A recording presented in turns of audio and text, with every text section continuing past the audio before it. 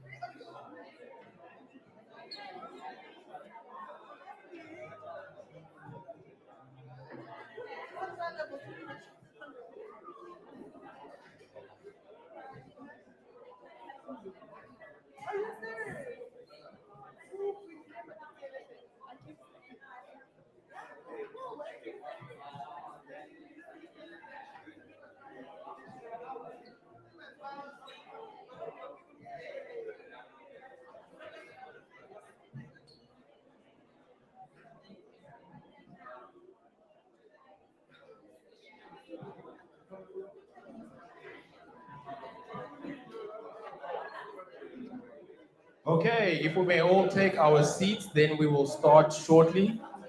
If we can all take our seats, then we can start. Nswaki, Haiti, seats please.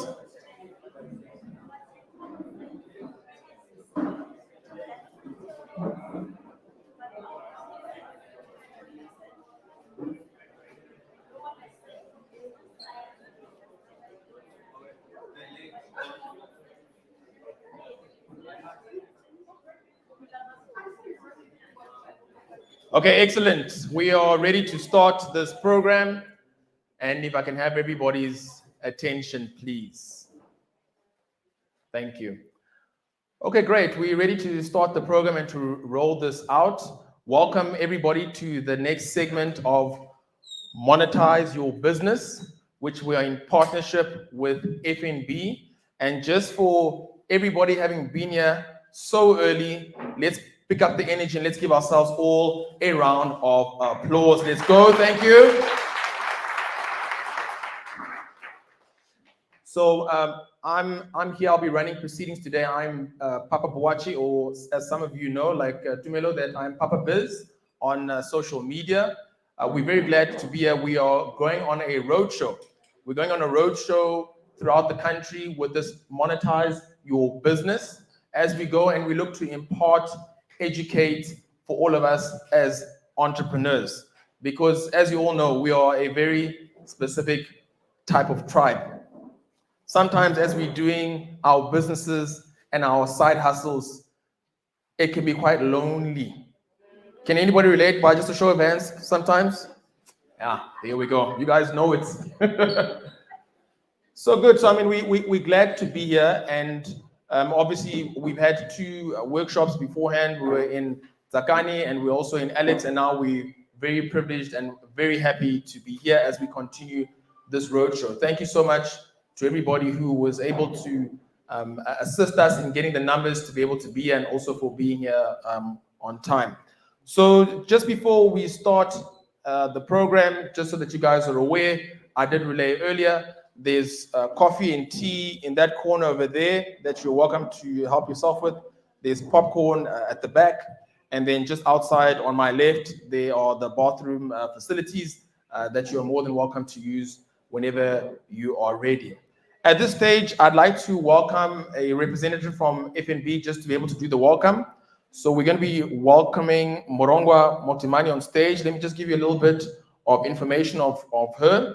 So she's actually the area manager at FNB Business Banking. So we're very, very happy to have her here. She leads a team of skilled business managers who help businesses to start, run, and grow. She has over 10 years of banking experience and finds satisfaction in helping small businesses. As a result, she's aware of the issues that we actually go through. It's always so important to have a partner within the bank who knows the issues that we go through. She helps local business owners and is taught the value of customer service.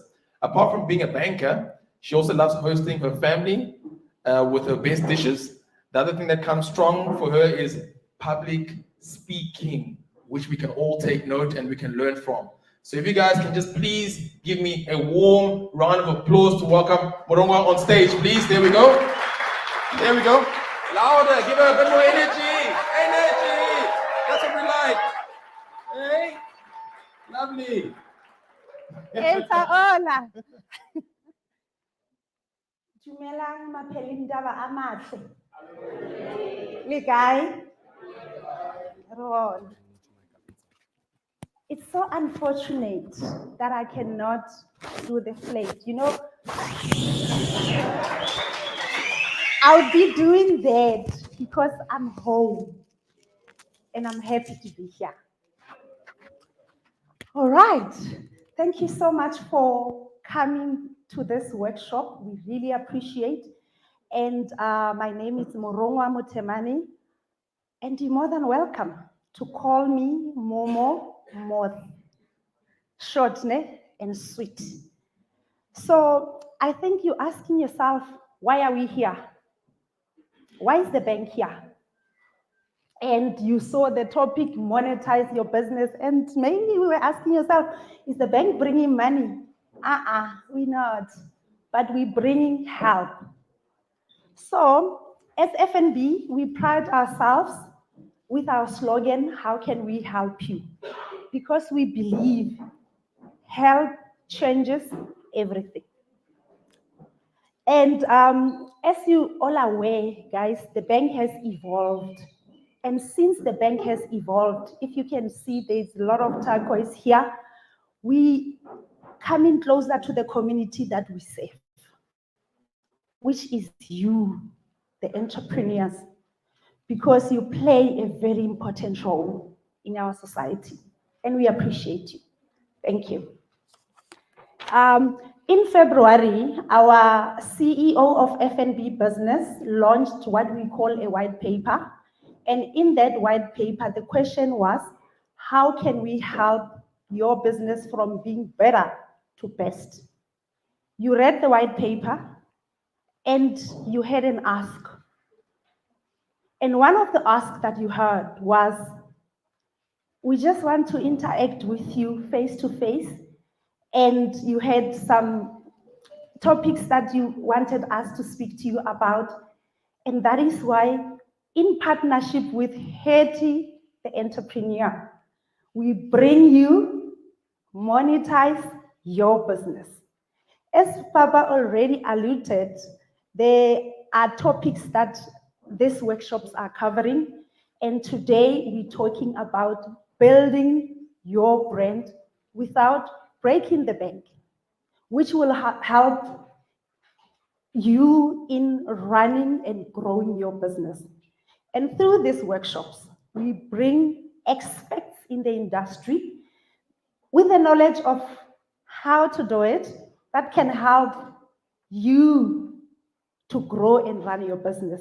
And you learn more as they introduce the expert on the stage. You can follow Hetty on social media platforms. She will tell you more about at a later stage. I don't want to steal her thunder.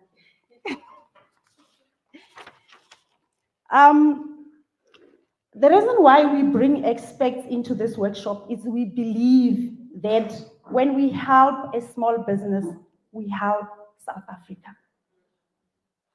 Because as entrepreneurs, you know how hard it is, and you know the important role that you play in this economy.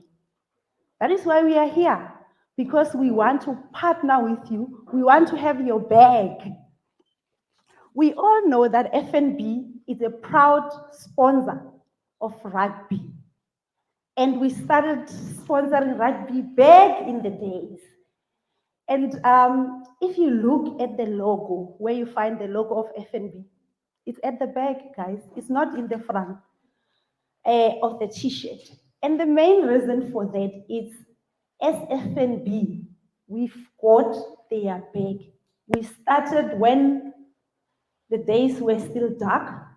We walked the journey with, and as we all witnessing, the light is shining. And when they play, there is so much joy in the country. So we want to bring the same concept into the entrepreneurship. because we believe that everything that we do, we want to align it back to the economy, to say that if we help you as an entrepreneur, how do you then contribute back to the economy of our country? Recently, if you follow us on social media platforms, we launched what we call Helponomics. And I think somebody might be asking themselves, what is this Helponomics? Is it a subject that FNB is teaching? No, it's not. It's an ecosystem of health where we are backing or we are behind over 1 million entrepreneurs that are unstoppable. And we believe that if we help the entrepreneurs, and when they become unstoppable, they can scale their businesses will become more fundable. And when their businesses will become more fundable, what happens? The businesses grow, they help in reducing unemployment, they can employ the members of the communities, and those members of the communities can be our relatives, me included. Be my grandma, my mom, it can be my sister, it can even be my child. Who knows?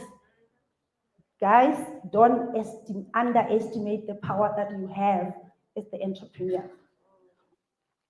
So we know that 90% of SMME, they represent the formal businesses and they contribute to 34% of our GDP.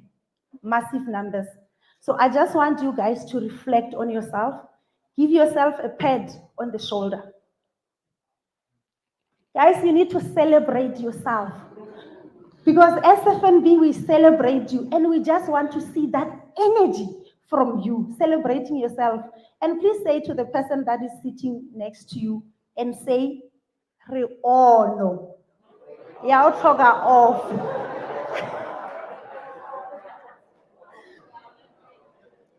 Re on. Guys, you are on. And you are helping us in this economy to reduce unemployment. That is why we want to be behind you guys every step of the way. So when you say on, off, please don't be shy about it. Please say it again and give yourself a round of applause for that.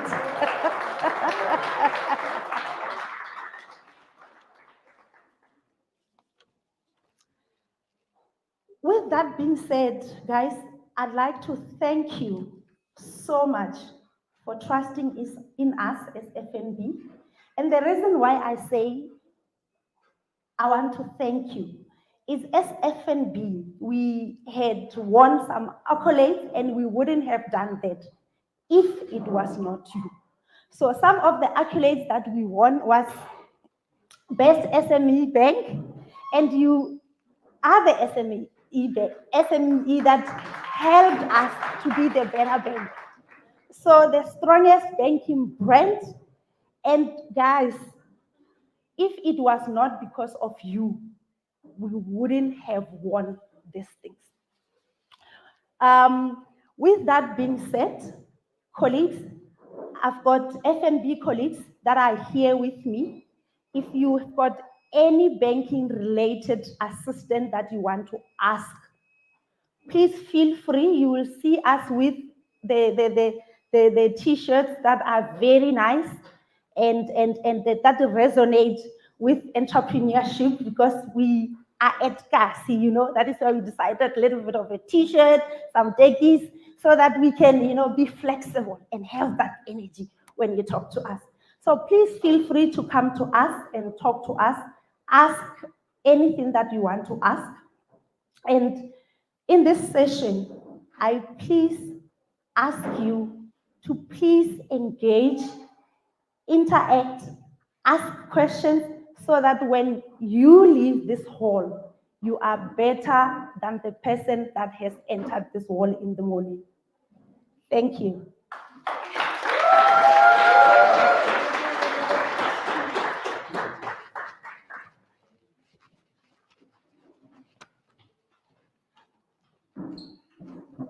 Okay, cool. Thank you so much for that, Ronwa. And I'd also just like to take this time to just welcome and acknowledge those who are also watching and streaming live on YouTube. We see you guys on Instagram as well.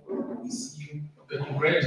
And yeah, just to acknowledge, we also have those that are exhibiting on the sites. These are different businesses from the community. So just when we have our break, do make sure to go to them, find out more about their businesses, and they are open for business. You're welcome to purchase as well from them.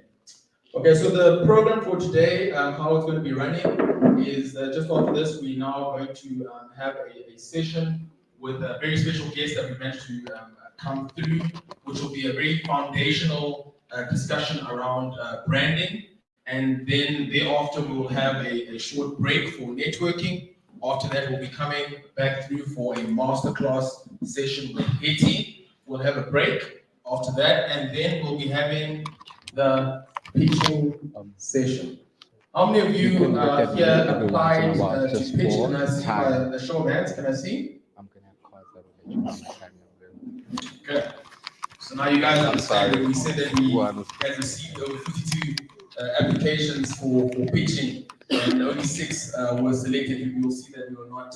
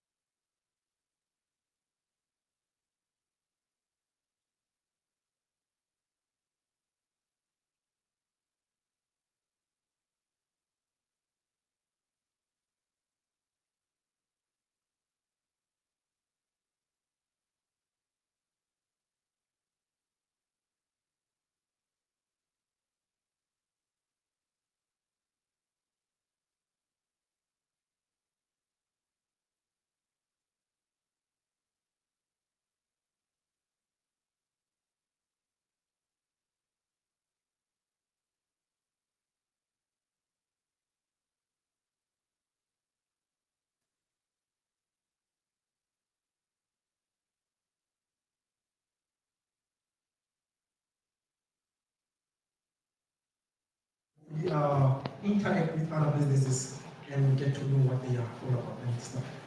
Thank you. Thank you. Give a round of applause, everybody. Thank you. Thank you. See, guys, it's actually gets quite nerve-wracking getting in front of your peers and just explaining that.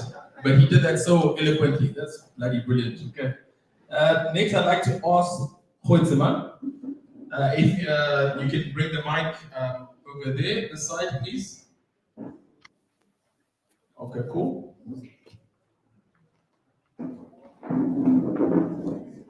Yes, just over here.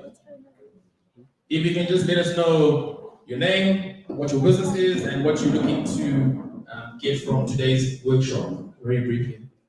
Okay, so my name is Kritima, the owner of Construction Consulting. Me coming here today,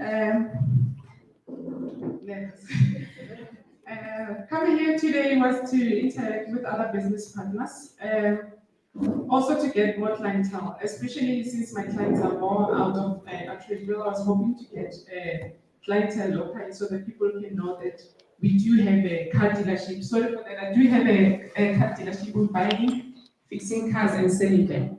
So if you're looking for a car. Nice. And I like that you see breaking the gender stereotypes. I love it. I love it. Okay. Then next, if you can ask Teboho over there. Yes, you see yourself. If you can just let us know who you are, what is your business, briefly on what you're looking to get from today. Hi everyone, I'm Dr. Masia, the founder of Atteridgeville AI. We in the business of automation and business services, and we also do integrated IT and web development solutions. That's what we do. What are you looking to get from today? Well, I think I'm here just like everybody else. We're here to learn, especially about business. Most of the time that we work with clients, we tend to leave, our selling point, the price that we have in our mind, versus like what they need also, because like we don't want just spoken pay, so I'm just gonna put it like in pay or you know. So now, when we do that, most of the time is that like we never meet our bottom line. And so like we change our prices according to just chasing the next check. So now what I want to learn is that how do I as a business stand on my price? Because like I can't get inside of Woolworths and tell them that negotiating the price for a t-shirt. And so like I want to move away from the mentality of I'm sorry, like if there's any of my friends in here, I want to move from the mentality of my friends. I have 2 rand. I can't do like the 5 rand. Like, would you give me this on 2 rand? I understand that is negotiation, but it hurts like our bottom line. Thank you for that. Then lastly, before we continue the program, if I can just ask Casey. Casey, if you can please stand and just let us know what is your business and what you're looking to get from today. Over there. Hello everyone. Leshapo.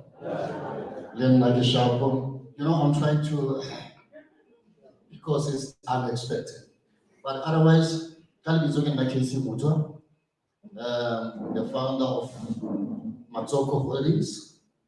Matsoko Holdings deals mostly media and advertising. So, you know, when I come here, one thing that I want to learn, because I know most of our business people, small businesses, you know, the challenge of how to get their clients. They are failing so much in terms of getting clients out there because they don't know now the advertising and marketing is the engine and the umbrella of the company. So me coming here to learn is to get how to monetize my business into that. Thank you. Thank you.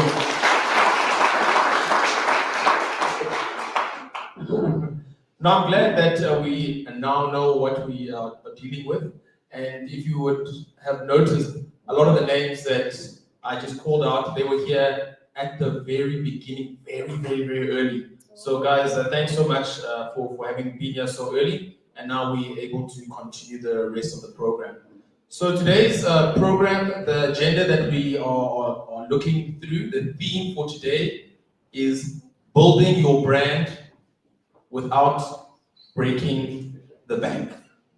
That's building your brand without breaking the bank. I'll have you guys know my mother was a high school English teacher. She'd be very proud of all of those B's that I put in there. It's part of the alliteration, so I know she's watching, and I know she'll be very proud. So that's just for my mother over there. Okay. So on this, I'd like to welcome the next speaker that we are very proud and happy to have here. We're going to have Ntwaki Sibia come to speak. Ntwaki is South Africa's leading mentorship maven. Ntwaki specializes in training entrepreneurs to build powerful business and personal brands that yield profits and results. She has a background in graphic design, and Ntwaki has mastered the art of crafting beautiful brands that leave a lasting impact. Guys, please help me welcome Ntwaki to the stage, please. Here we go.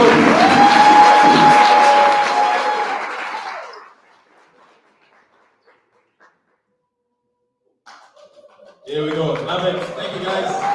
There we go. Thank you so much. I'm going to take a seat.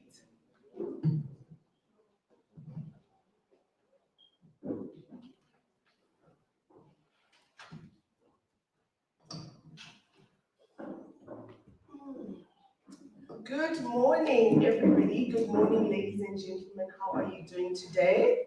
Thank you for having me. It's a pleasure to be here today. By a show of hands, how many of you only understand English and speak English in the room? Only. Okay. By a show of hands, how many of you understand Sesotho and speak Sesotho? Okay, great. I'm trying to get a sense of the room because sometimes when I am passionate, I tend to off-ramp to my Sotho.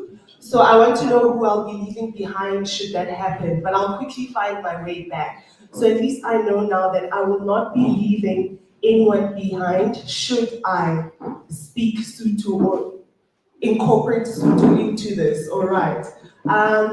Thank you, Papa, for that beautiful introduction. But allow me to reintroduce myself. My name is Mzwaki Sibia Kipeu Yabahlakwana Oketwe Kosotobe. And I am a mentor by profession. I mentor entrepreneurs such as yourselves to expand their business perspective and to sharpen their capabilities as entrepreneurs using their own personal experiences so that you can confidently position yourself in your area of expertise. Now today I've been assigned to speak on building a brand without breaking the bank. Building a brand without breaking the bank. What this in essence means is building a brand without it costing you too much or without you spending more than you can afford on this bank, on this brand building. Again, by a show of hands, how many of us identify as startup entrepreneurs? Startup entrepreneurs. Okay, I love this topic for you. I love this topic for you, and particularly the fact that I am here to share this topic based on my experience, because I have run the marathon of building a brand. I have done my fair share of running this marathon, so I absolutely love this topic for you. You know, in the beginning stages of your business, what often tends to happen is that people do not separate you as the business owner from the brand, the business. All right, so your personal brand will be strongly linked and tied to your business. And so for purposes of today's conversation, I'm going to delve into both your personal brand and that of your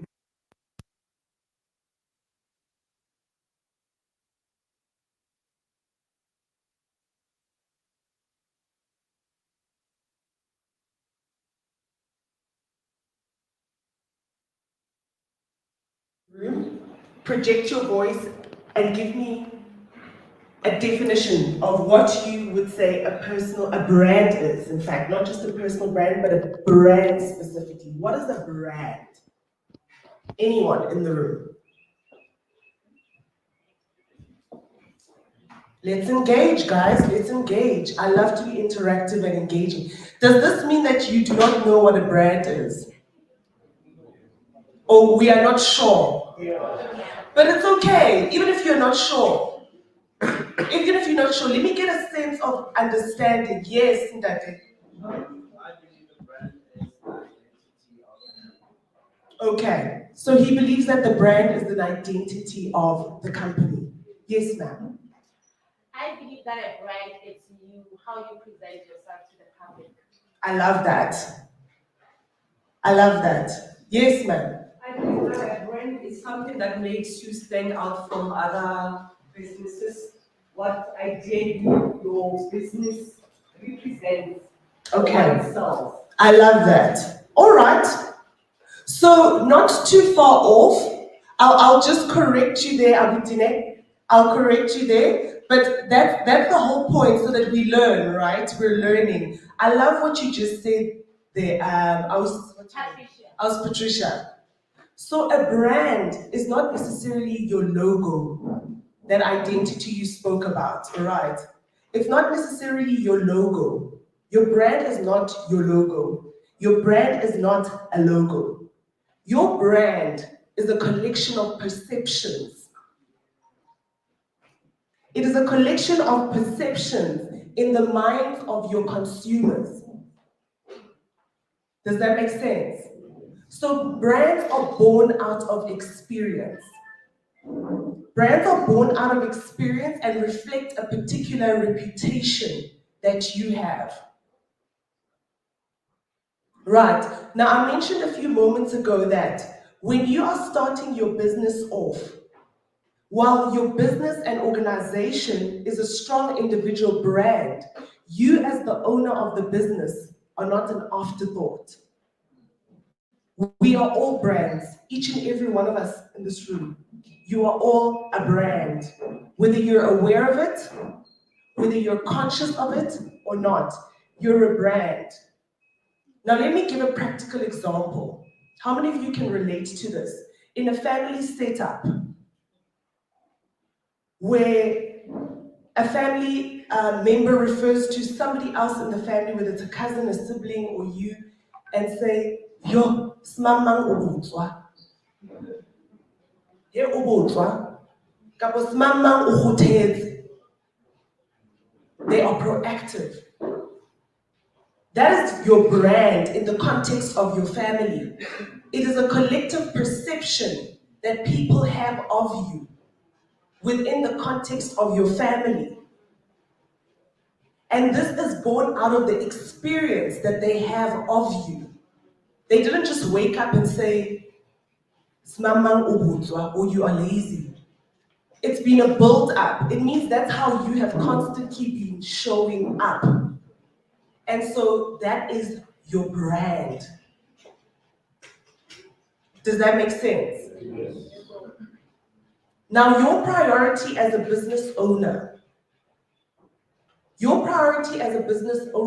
is not to be nonchalant about how you show up. It's not to be nonchalant and casual about how you conduct yourself. It's to be intentional and know what is the perception that people have of me as a brand. What is the perception that they have of me? And one may argue that we can't control what people say about us, right? And that's true. We can't control what people say about us. But what's also true is that you can 100% control the narrative. You can 100% control the narrative of your brand. It's about deciding, how do you want to show up? How do you want to show up? What do you want to be known for? And then constantly delivering on that. Constantly and consistently delivering on that. What it is that you want to be known for. Whatever it is that you want to put out there, you constantly deliver on that. If you say that you are a punctual person, always on time, constantly delivering on that. If you say you are professional, constantly delivering on that, doing things in excellence in the small things, so that you're showing up as professional. If you say that you have an unmatched work ethic, constantly showing up and delivering on that. Because it may start off as a small habit for you, but you're building a culture. You're building a brand, you're building a culture, and you're going to expand in your business, and these things are going to reflect onto whoever's joining your team. And therefore, they need to understand the essence of the brand. Right. So brand building is basically about being your best self and showing up. Being intentional about how you want to be seen. Because how you are seen will impact your work. How you are seen will impact your relationships with your clients, with your teams. How you are seen will impact how you create and deliver value as a business. So we need to be conscious about this. All right, because if we're not conscious about this, this is where we begin to waste money chasing a brand. This is where we begin to start wasting the money because we're not clear. Okay. So now where do we begin? Where do we begin in building this brand, and how do we then start delivering? How do we then start delivering consistently on what our essence is as a brand? So my starting point with entrepreneurs is usually cultivating a strong sense of identity, going back to our roots. Going back to our roots and understanding ourselves rather than seeking to be understood by our clients, by the industry, by social media people. Understanding ourselves first. Who are you? Who are you? These are questions you should ask yourself. And these are questions I want you to ask yourself from Monday when I start giving you these strategies. Who are you? What has been the making of you? What has shaped you? Where are you headed and why? Because it will give you directive on which direction the brand should be going. You see, there's a background we all come from. All of us, there's a background we all come from. And only you can draw from that background, from that experience, from that story, to show up for yourself in your business and in your everyday endeavors today in building a brand. That background that you come from, if you come, for example, from a background where your parents taught you work ethic, to wake up in the morning, audit your time, so that you're not wasting time on distractions and you're hardworking. And if that value still resonates with you and that principle still resonates with you, then you start to begin to center your brand around those things. You begin to center your brand around those things. I often share that I come from a very entrepreneurial background, where leadership, excellence, and strong work ethic were modeled to me very early in my childhood. And so when you experience the essence of my brand, it's not necessarily my logo, but it's my work ethic.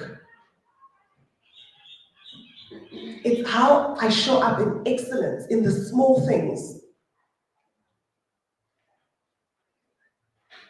It's my leadership. So when you take away the bells and whistles with the services that I do, what the logo looks like, how beautifully curated my social media is, that is the essence of what you are going to get. Now you need to learn to understand that, because that is the narrative you need to drive. You're not driving the narrative of the logo. It's the essence of the brand, the experience. What experience of you are your customers and clients getting when you deliver that value that you have created for them?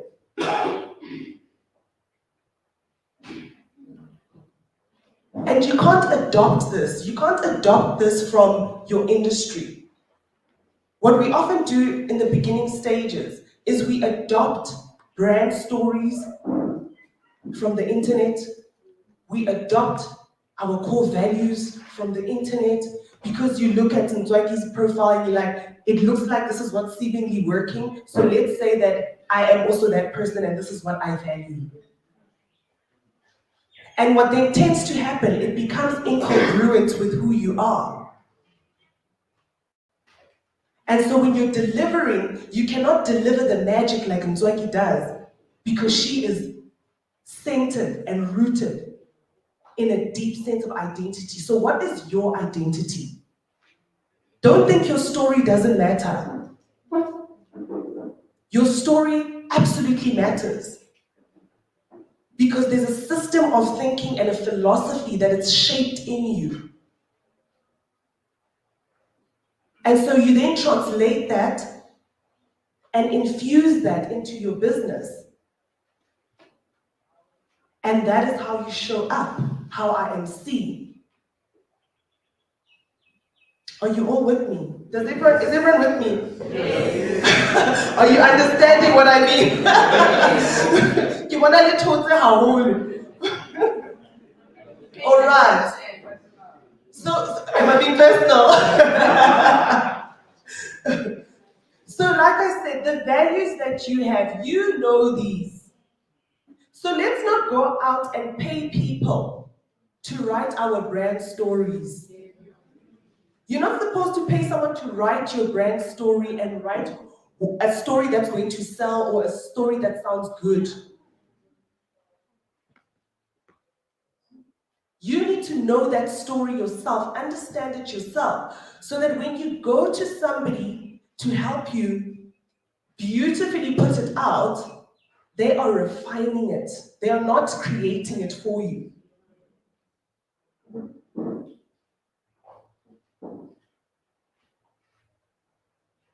Right. So go back to self. When you know who you are and understand the narrative of your brand, your decisions become easier. You start knowing which client is good for me. You start knowing that your friend is not your client and it's not a client that's good for you. You start knowing which employees are a good fit for my business because of the culture and brand and ethos that I have created. And so we're not wasting money having people who are not showing up for your brand. You know, when I started working in retail, I worked for Urban Degree. I'm not sure if anyone knows this brand. It's called Platinum Group. And they've got Urban, Echo Joe, Jenny Button, Hilton Wiener, and I forgot what the other one is. And when I went to apply for a job there, they said I was not brand fit. And I didn't understand what that meant. You are not brand fit. It took time for me to understand that, oh, that's what they mean. What did they mean? So specifically, because they've got these 5 brands or these 5 different retail stores, there's a particular look that they are looking for. There's a particular expression that they are looking for. So when it comes to your Urban Degree, for instance, they're not looking for somebody who's high energy, apapa, who likes blonde hair like me. Do you understand? There's a particular market that they are trying to target and attract. And so instead of just taking that, I should have found out where would I fit into? Which umbrella would I fit into without having to change myself and my personality? Because it needs to be organic and authentic to be able to speak to a customer and let the customer resonate with the brand through me as a brand ambassador, because your employees are your brand ambassadors. So are they fit for your brand? When they are greeting a customer coming in, a client coming in, is it an expression of who you are as the brand owner and what culture you want to create? The experience. Brands are born of experience. So that's what they meant, that I was not brand fit. So understand the narrative of your brand and drive that narrative. You can 100% control that narrative. Once you understand that, knowing yourself, getting clear about what narrative you, and I'm not talking about features of your business. Once you understand that, you then come onto the second element that we are always rushing for when we start our businesses. That's where we want to start, the tactical parts. Create a logo, have beautiful colors, have beautiful posters, boost posters. Only once you understand this element, and I spend time on this, because I often find that this is often where we spend and waste the most amount of money. Because when you understand that and then you infuse and translate that into visual elements, then your brand creates an expression of itself through the colors that you use, through the communication style, through the brand strategy, through the marketing strategy. You cannot start with a marketing strategy if you do not understand the brand strategy. You cannot create a brand strategy if you do not understand the essence of who you are and what your brand is about, the value that it's creating and delivering.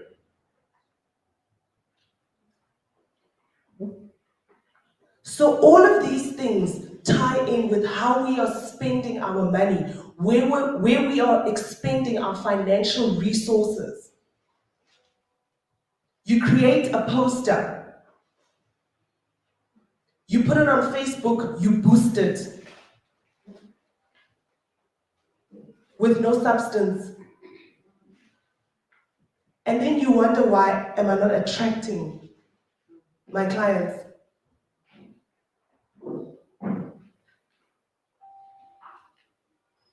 You don't understand your value proposition.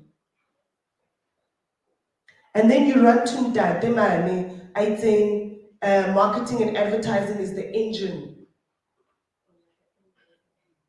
And he's going to do that, he's going to market and advertise it, but is it going to reach your target segment? Because that is a distribution channel. But if you do not understand your value proposition, that distribution channel is pointless. It is pointless. So we need to understand these value propositions that we have. Delivering on time is a value proposition. Don't take it for granted. The fact that you wake up early and you are at work, that is a value proposition. Don't take it for granted. Our problem is just that we don't know how to package it and communicate it so that our friends know what value you are bringing to them, so that you don't have to negotiate your price down.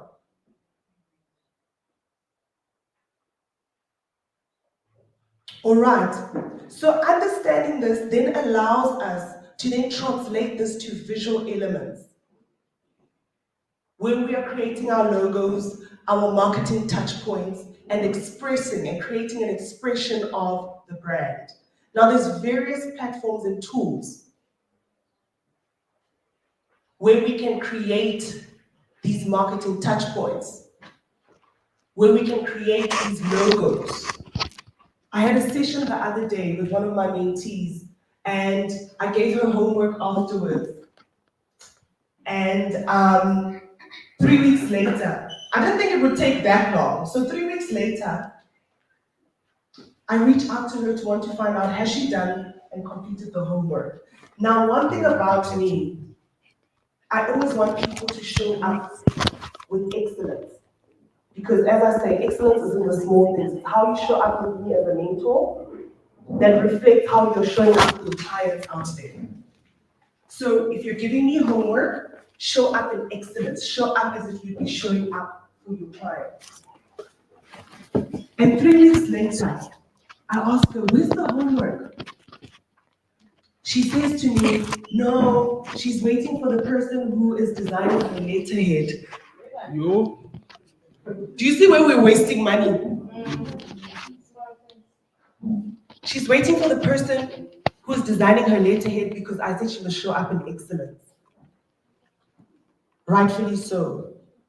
But she could have used that 500, because I asked how much was it out of 500. She could have used that 500, expended that research into joining the mentorship club, which we have, where we could have taught her how to do this by herself using tools and resources.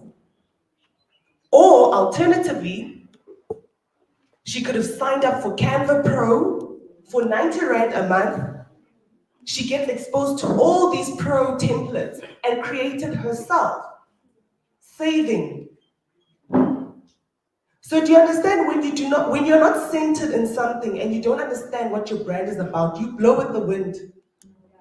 You are blowing with the wind. To do the Q&A. Cultivate a strong sense of Yeah, so you can identity. call me up to do the Know thyself. Package that story and that brand story. If you don't know how to do that, seek counsel, seek mentorship, seek somebody to assist you package your story, not create it for you.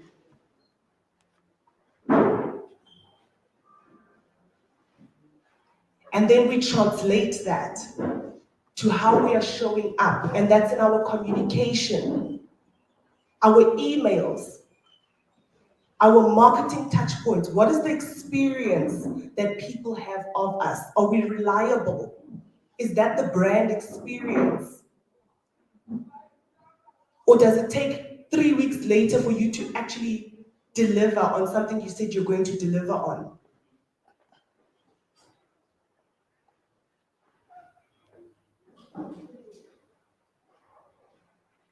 We're trying to save costs. You're trying not to break the bank. You don't need to hire the most expensive graphic designer to build a brand. That's the tactical elements. Your brand essence is in you and how you are showing up for your business.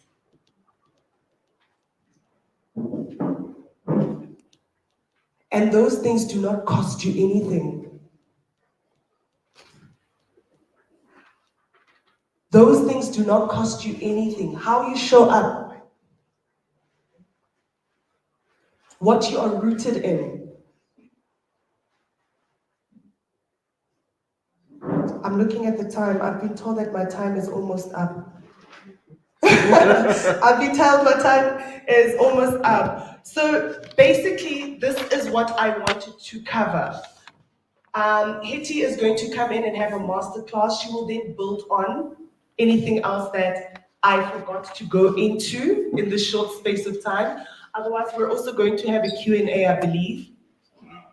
But this is the underlying message that I wanted you guys to have.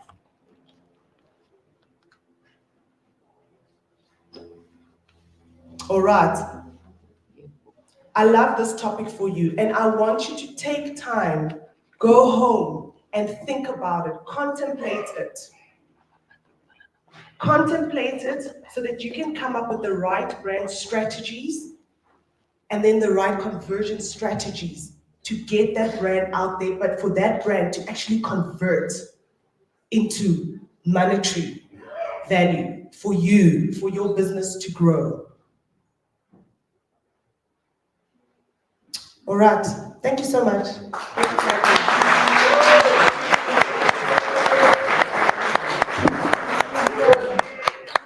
Thank you. So I don't want Mtswaki to go anywhere just yet. We're gonna have just a 15-minute session. I'd also just like to invite Hetty onto the stage, and this will be then open for you guys also to ask questions for the Q&A segment, and there'll be a roaming mic to pick up for those who have questions. So just put up your hands.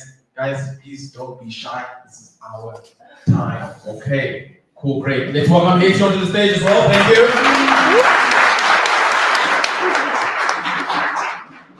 Wow, thank you so much. Thank you for that, Mtswaki. My goodness, that felt like a bit of a rude awakening, hey? She gave us some tough love there. But I think we needed it because this is a room full of entrepreneurs, and sometimes we need to have these hard conversations about how we are showing up as the brands that we are. And sometimes we don't actually see ourselves as brands when we actually are. This is a Q&A section. So this is literally for you. We've got a roaming mic. As Mtswaki was speaking, if there's some questions that have been, resonating with you, this is the time to actually ask her questions. You can literally raise your hand and the mic is going to come up to you. And then we can begin. Whilst we are starting off, my first question to you, Mtswaki, is how do I decide on what my brand promise is? Because you said that a brand is the consistent experience that people have of you. I've engaged with businesses where honestly, the consistent experience is lateness. The consistent experience is, gosh, this person is talented, but I never get the stuff on time. And sometimes we don't realize that that too is a brand, right? When I think, for example, if I need to go to Home Affairs to do anything, first of all, heart palpitations. And then secondly, I'm thinking, okay, I must wake up very early because I'm expecting a queue. That's their brand promise.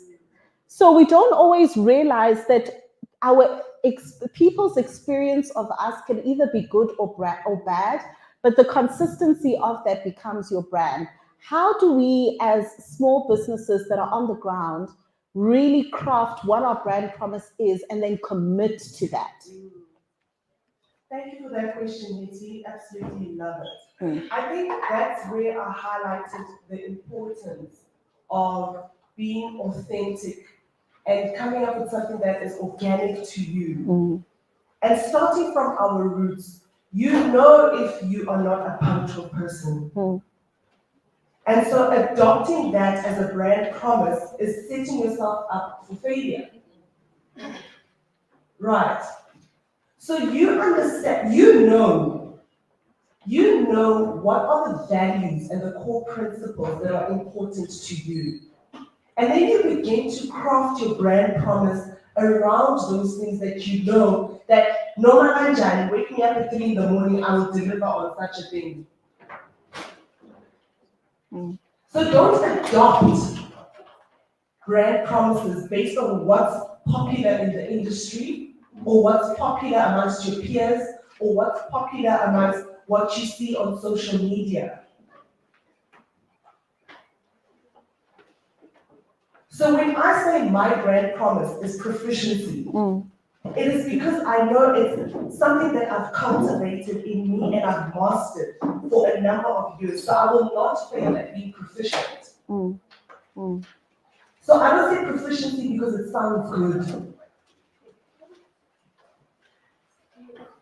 I know that it's something that's innate in me.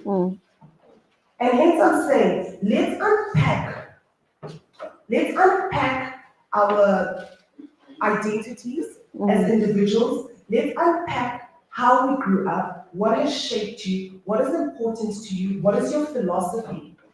And then from there, we start crafting this brand promise. And it's very easy to control it in the beginning stages of your business, when the business is still small.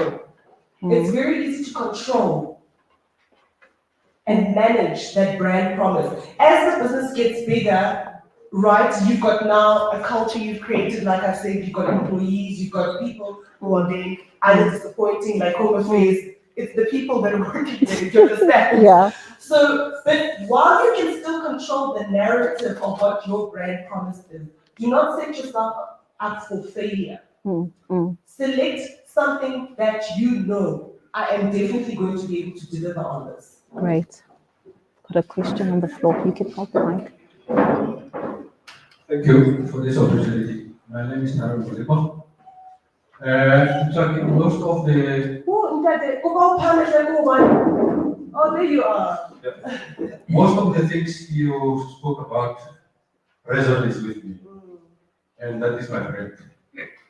I see a lot of youth in this hall, and the problem we have in our communities is that most of them spend their time looking at social media, looking at TikToks. So with me, my brand is when I go or meet with them, right? When I go to weddings, when I go to a mokete, when I go to funerals, I talk about me as a brand. I talk about my company. And I know most of the people, what I'm doing is imparting knowledge to them, right? And it's also about networking. Most of them don't network. It's about collaboration, it's about partnerships. So I attend a lot of expos, I attend a lot of things. So that what is myself as a brand.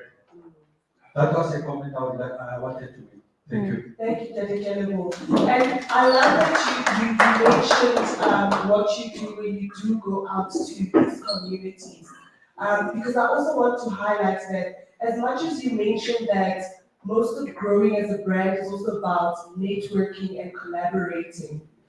Networking and collaboration always requires you to also know what value do you bring to that partnership and that collaboration. Now, if you do not know yourself, you're going to get consumed in that partnership and lose sight of who you are in that partnership. And sometimes, oftentimes, you may not grow, or you may feel like it did not work. So it's always very important to go back to what are our principles, what is your philosophy, and then showing up as that. Good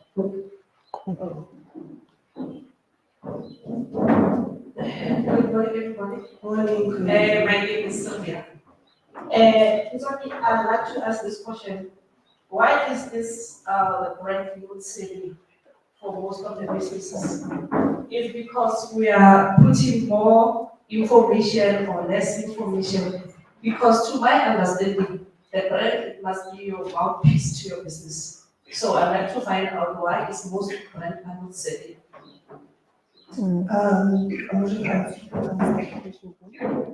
Yeah. So what she's in essence asking is that why is it that some brands, people are putting themselves out there, but in as much as they're doing that, it's not translating to sales. One of the things I will say to that from a monetization perspective is that we need to be able to strike a balance between brand visibility and awareness and being able to bring money into the business. There are some activities that you are going to do just to bring visibility. I need people to see me. I need people to know that my business exists. I want them to see my product. I want them to touch it, to feel it, and to engage with it. And in the beginning of your business, that's very, very important.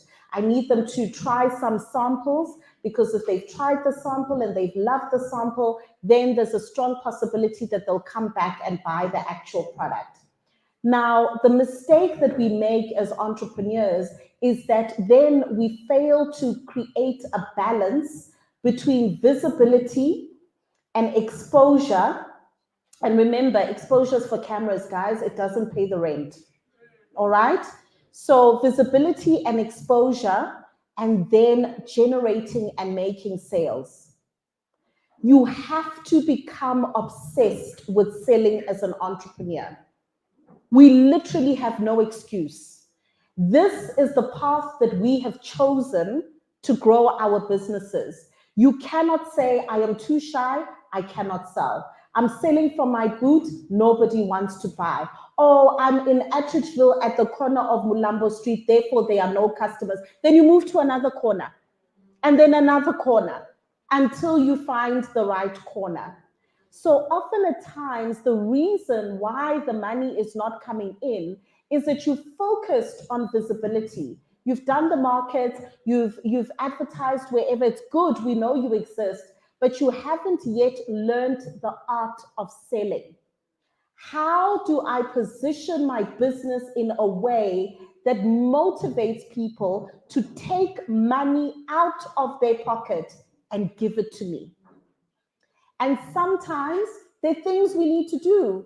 Maybe the product isn't that great. It's a tough one to hear, but who else must we have this conversation with if not among ourselves as entrepreneurs? Maybe I need to refine the product. Maybe I'm not selling it to the right people. I'm busy selling to students when I should be selling to people who are in corporate or who are running their own businesses with B2B. So sometimes we need to tweak in order to motivate people to say, hey, let me take my money out of my pocket and give it to you. Could it be that you've got a selling problem? I love that you say that, Yeti. And just to add on to that, I also find oftentimes that our problems as entrepreneurs is that sometimes we also don't understand our business model. You don't understand your business model. And so you perhaps, like Katie said, you're selling to the wrong person. You see, what's important when you understand your business model, you've got the components that will give you a clear understanding of what your value proposition is. It's not merely just the fact that you are cleaning somebody's sneakers. But it's the convenience, perhaps, for me, as somebody who loves sneakers. So when you come and sell to me, don't sell that you are cleaning sneakers. Every corner has somebody who wants to clean my sneakers. What is the value proposition, right? And then, am I selling to the right person, our target segment, our audience? Who are you selling to? Because we tend to think that everybody is our client. I understand very well that with me as a mentor, not everybody is my client, and not every mentee is fit for me as a mentor. So understanding your business model so that you know when I then go out seeking my distribution channels to put myself out there, I am actually speaking to Nzwaki who's interested in this. And not to Tato, who is just, yes, I see you, girl. Do you understand? So having a clear sense of understanding. Do you understand your business model? Do you actually understand, or are we doing things looking at how Hetty's page is running? And I'm going to try that as well. I'm also going to try that. But is it fitting and does it align to your business model, your particular business model? So it's a very broad question, Queen. And we have to unpack and unlock some of the potentials that are within there. Do you understand the business model? Do you understand your conversion strategies? Do you understand your marketing related activities, but they're not necessarily going to convert at that time? Do you understand your sales cycles? What are you doing in the gaps? All right. Great. I think we can take one more question, the last one from the floor.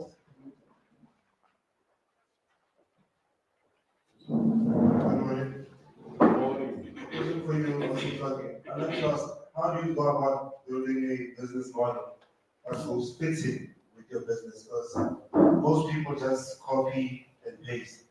I've seen this with a lot of businesses. Like, let's say, as you said, dude, there are a lot of people that washes cakes, on corners. How do you make sure that yours is different from theirs?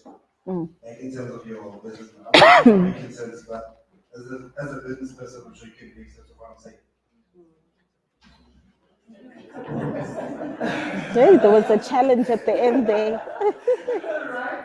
So what I've been working on for years now, right? And I infuse this into my mentorship programs as well, is we do the model based on the business model canvas. I don't know if you've heard of that. Right? We do the model based on the business model canvas. And now the business model canvas will then give you 9 components that actually show you how the puzzles of your business fit and how each decision you make in these components affects and impacts your bottom line, right? So it's not necessarily a blanket approach. We use those components as a guideline, but we would have to then assess and diagnose your particular business to see, all right, based on the business model canvas, when we say your value proposition is, what does that actually look like for you? As opposed to what it looks like for me. All right. So with guidance and mentorship, I will be able to help you craft that. Then we have a value proposition canvas as well, where you are unpacking within that value proposition, what are the needs of this potential customer avatar that I've got? What are the benefits that I'm creating for them? So we unpack that as well when we have the canvas within the value proposition. We have the canvas within the customer segment and creating your customer avatar. We're then able to craft a brand strategy that is fitting to your particular business. Now that brand strategy is what is then going to set you apart when you're saying there's 10 of us in one street, what differentiates me? Great. So it's understanding the model and the components and how each decision impacts that bottom line. Wow, thank you so much for that, Ntwaki. I think you've given us so much food for thought, and I think this is a conversation we can literally keep having all day. That brings us to the end of this particular segment. We actually had such a really great podcast conversation with Ntwaki. It is on the Monetize Your Business YouTube channel, so you can actually go in there and consume more content from Ntwaki. And what we will do is part of our post workshop communication with you is we will also share her contact details with you for those of you who might want to keep in contact with her or join the mentorship club or any other offering you have or the content that you are putting out there as well. So let's give Ntwaki a resounding round of applause.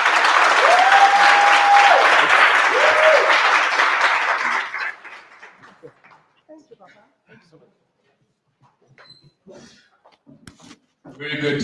Thanks for that. I think 2 of the things that I got from there was just the importance of understanding your business model, as well as being able to accept that exposure is for cameras. So I appreciated those 2. Now earlier I'd mentioned as well that my mother was watching online. I have 2 mothers, one in Kimberley. I'd just like to take note as well. My other mother is here. Just wanted to welcome here Ambassador Soto Kujo. Guys, please give a warm round of welcome to my mother, please. Came all the way. Cool. So now we're going to break into the networking session. This will be a 30-minute session. So you're able to get together in groups of 6 around you, just to be able to communicate and connect. I want to give 3 tips that you can apply after today as well around networking. Because I know not everybody is an extrovert. Some people are introverted and they can be quite shy.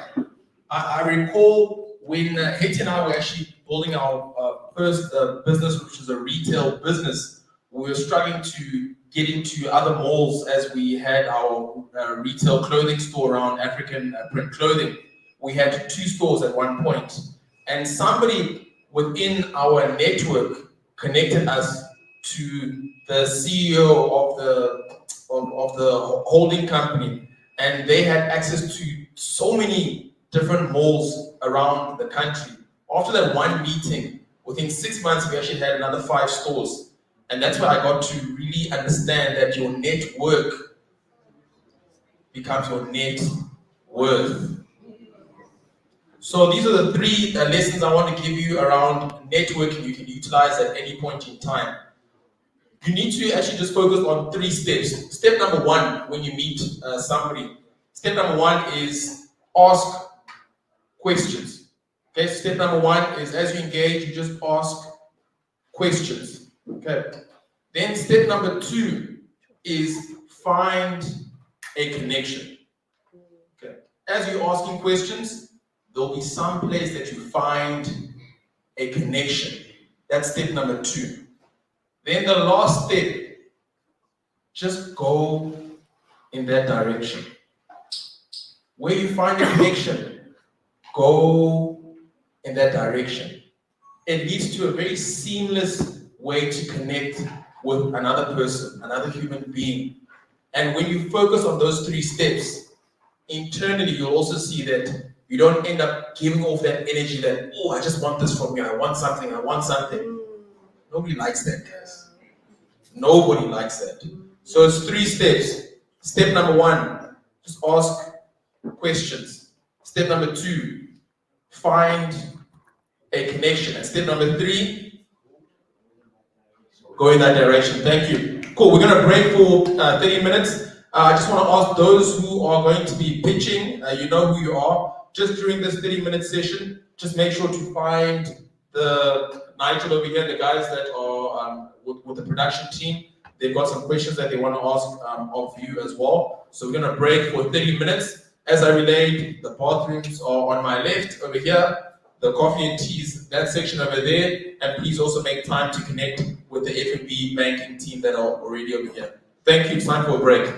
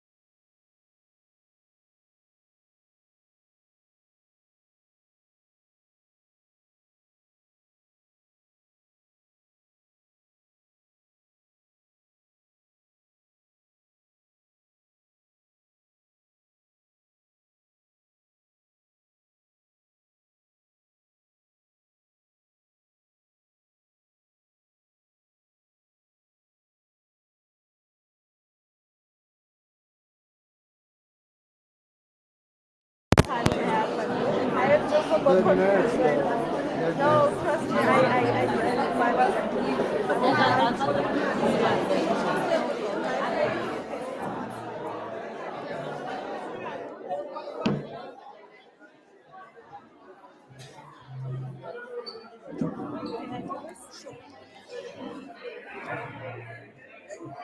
Should I keep it on? Sorry? Should I keep it on? Yeah. Yeah, you can.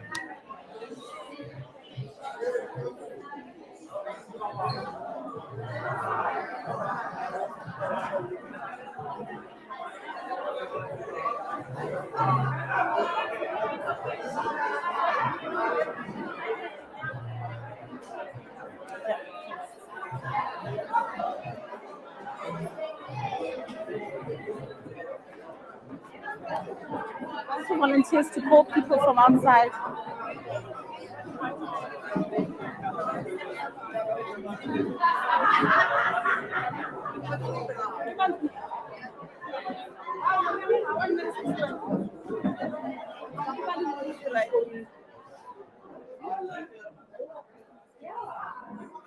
Because customer experience. I'm also going to Alright, where's my mom? Did she go to the car already? No, I hold it. Hey, she's here. Almost it. Oh, Oh, thing. I don't know if she went too much. Mara le hole kenyane. Hey, but you are catering by feature. They'll set up just up here. Ne? Yeah. So more passaging more. Yeah, more honali muriti thing. Yeah. Oh. Eh. And then we're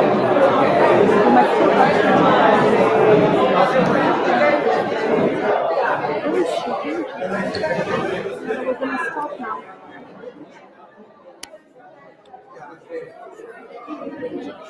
Yeah, just up. Okay, if you can settle down and then we can restart the program. If everybody can take their seats, please. Where's the roaming mic?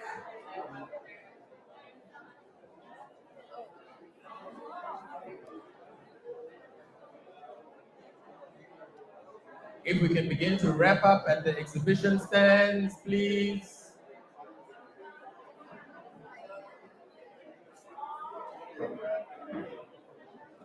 I know we want our granola, but if we can please take a seat by the granola stand, please. Can we take our seats, please? Hey, your granola is popular. Ne?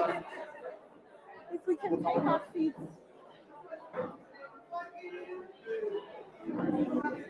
Okay, great. We're gonna restart the program. I'd like everybody to be silent.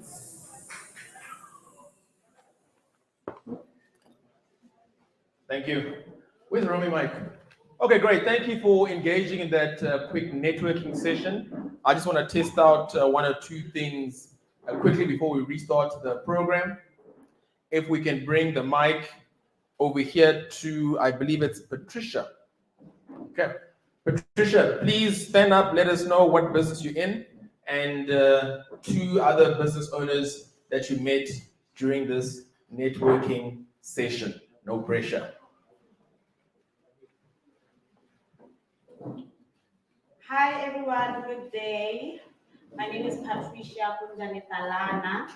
I'm a serial entrepreneur in the making because I love money and I believe I have to do it myself. So today I met two wonderful ladies.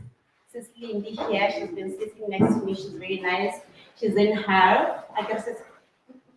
I also met Kileborile. Apparently whatever that she's doing, something that I'm assisting my sister with right now. She's in the cleaning business and she's got like tenders. I want some of the tenders.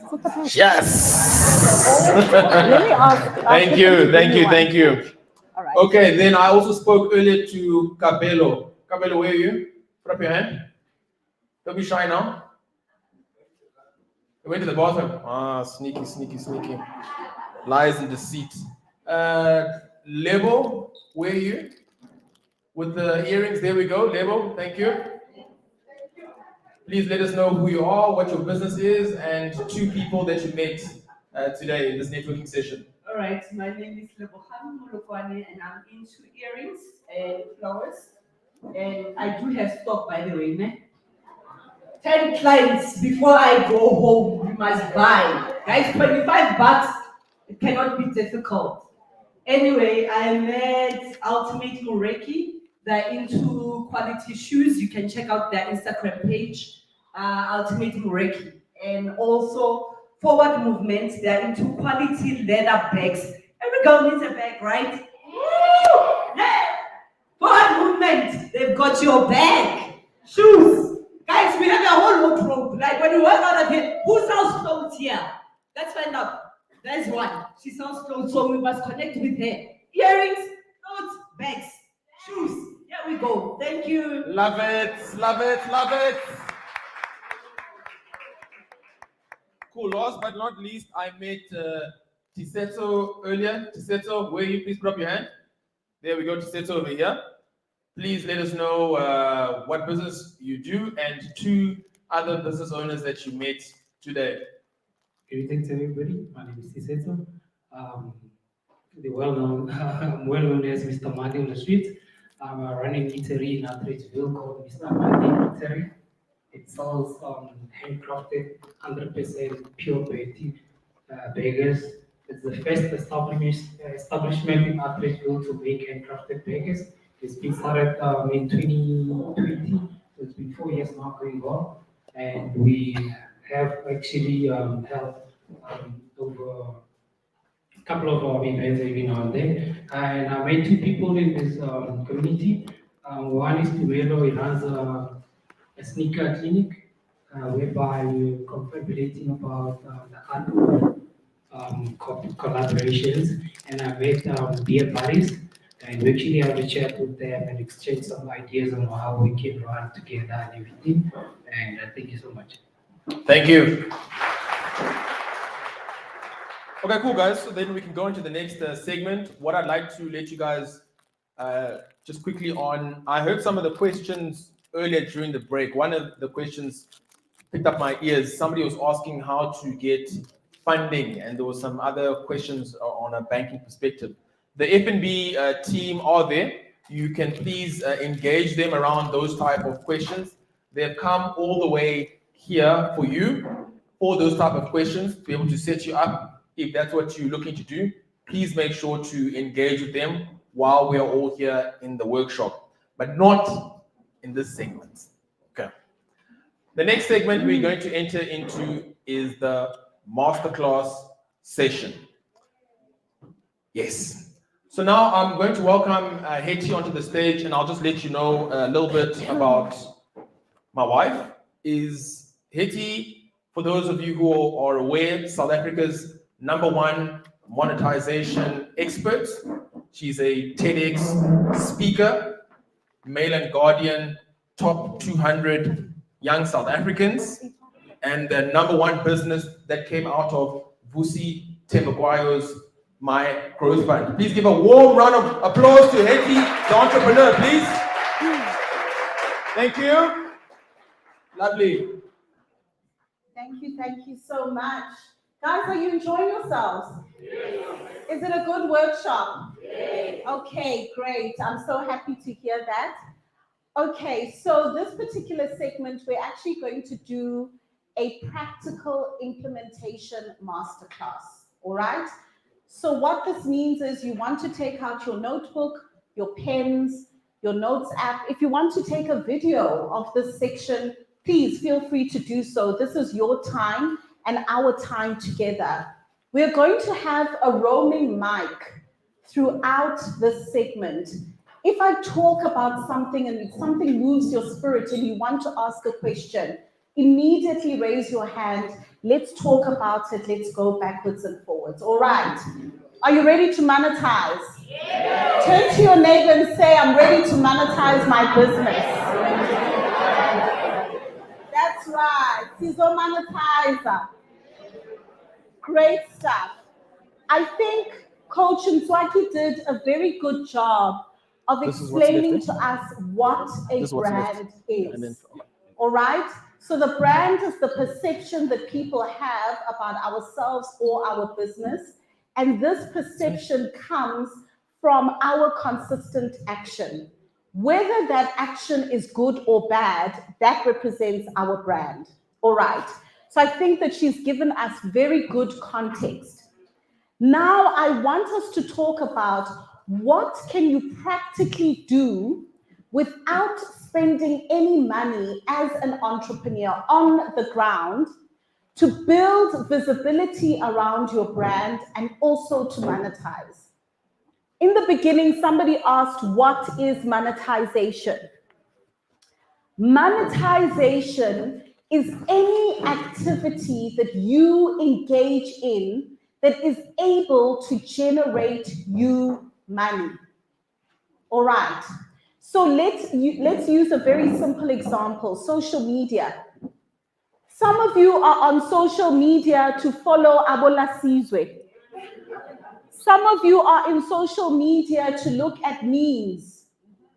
Others are on there to look at the lifestyle of the rich and famous. Some of us are on social media to monetize.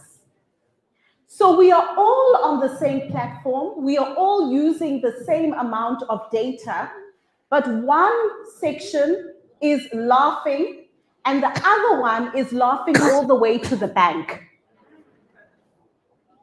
Are we clear? So you as an entrepreneur want to engage in activities that is going to generate money for your business. We're not in business for the sake of our health. We are in business to make an impact, give value to our community, and to make money. Okay. So let's be clear, passion and profits can be married together, and they can have a very nice and healthy relationship.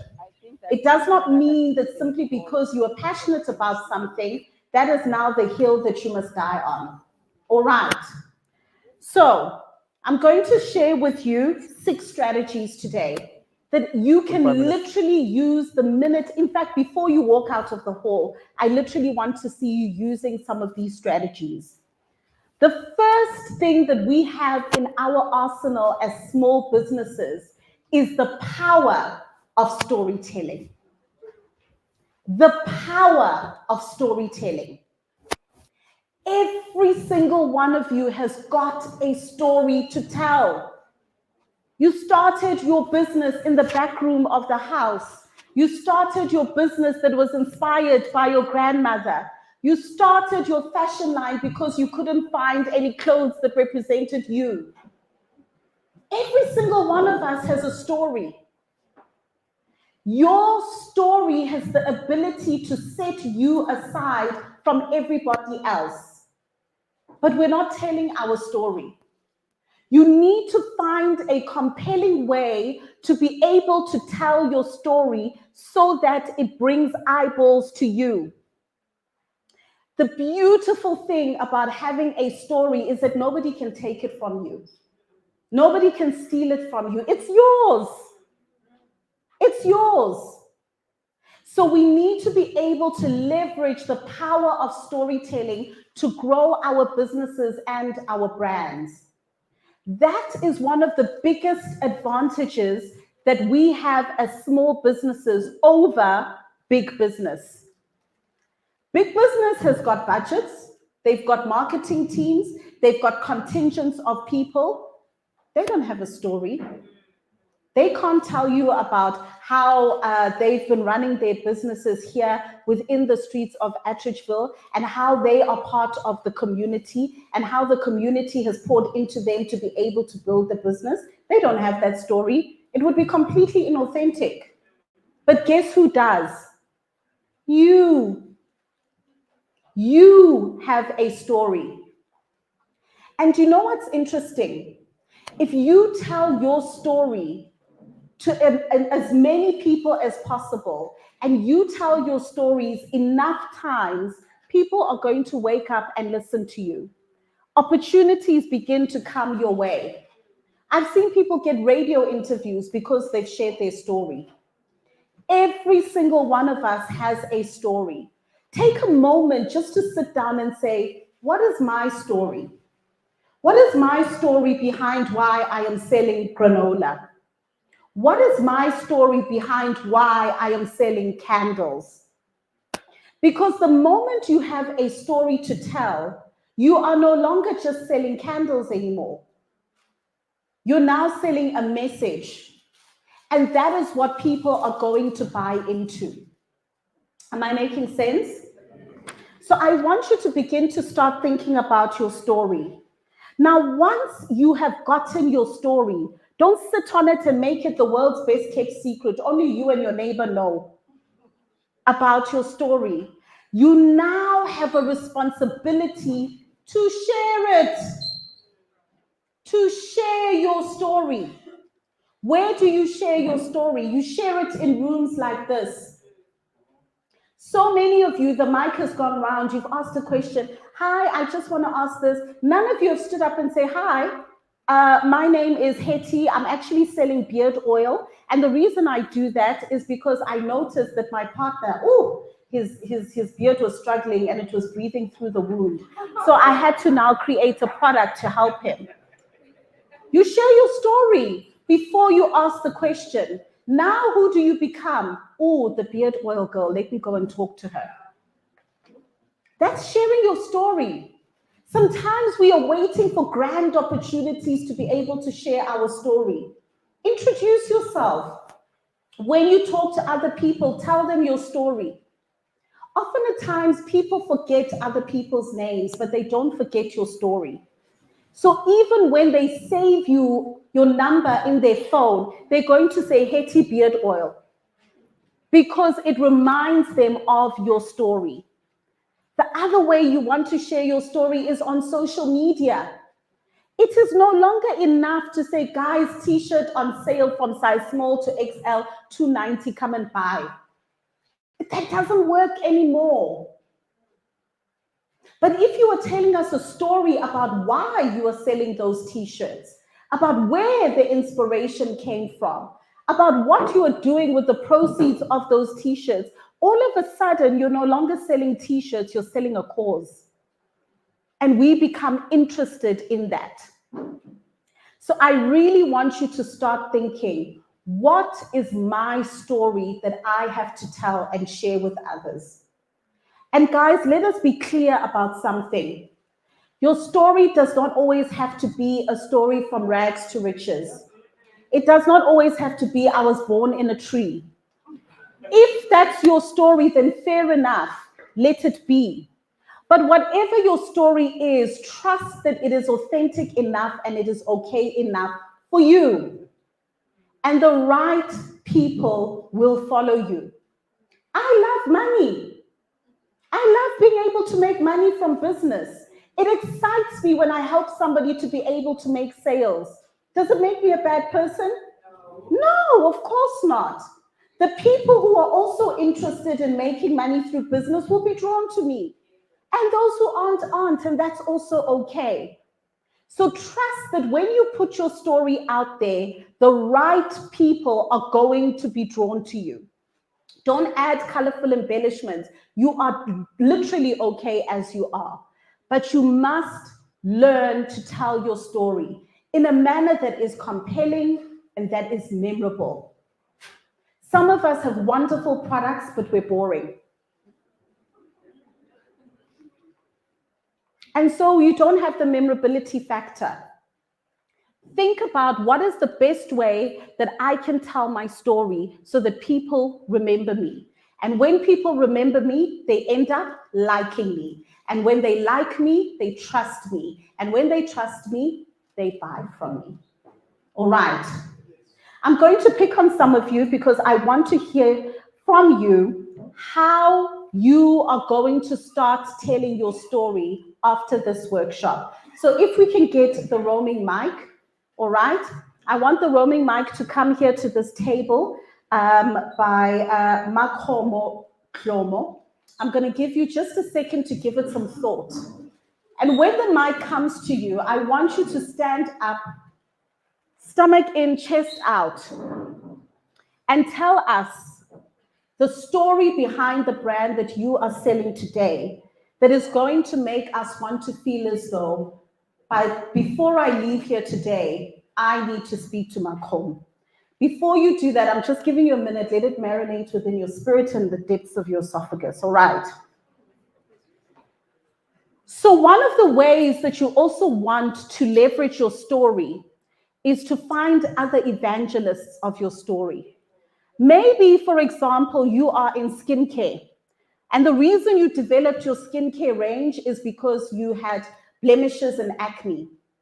You are now going to be able to leverage your story of your skincare challenges to be able to draw the right people to you that are going to buy your products. Now you can begin to create what we call user-generated content. That means your clients who have used your product and they have gotten clearer skin and good results, you can leverage their story to further market your brand. That is done through testimonials, it is done through video content, etc. Storytelling. It is a free resource that we have as small businesses that we are not leveraging. Makabo, I really hope that I've given you enough time. I would like you to stand and tell us, what is your story? Okay. Good morning, everyone. My name is Makabo Jomo, and I am the founder of Indomie. So Indomie is born from my own personal story around my hair struggles. So when I was younger, I had that kind of hair that, as people we see as very hard to manage. It lost a lot of moisture. I would go to school and come back, and it was a mess, and my mom never knew and understood how to take care of it. But her, on the other hand, she had very beautiful hair. It was very soft. It had a different curl pattern. So growing up, I've always had that struggle of seeing my hair as something that was undesirable. It wasn't beautiful, and so it affected how I felt about myself and my sense of self, right? So I then fast forward when I'm now a mother. I have two daughters. One who has hair just like mine, and the other has hair like my mom. But I did not want them to grow up having the same story around hair and identity and a sense of self that I did. So Indomie came about as that story of me understanding how to take care of my hair and how to love my hair and how to impart that wisdom onto my daughters so that they grow up with a positive sense of self when they look at their hair. Brilliant. Well done. How many of you relate to Makabo's story of how she related to her hair growing up? Brilliant. So let's see, you see all of these individuals within the room that resonate with your story. And what that in essence means is that when people relate to your story, they are then more eager to learn more, and then they're easier to be able to convert.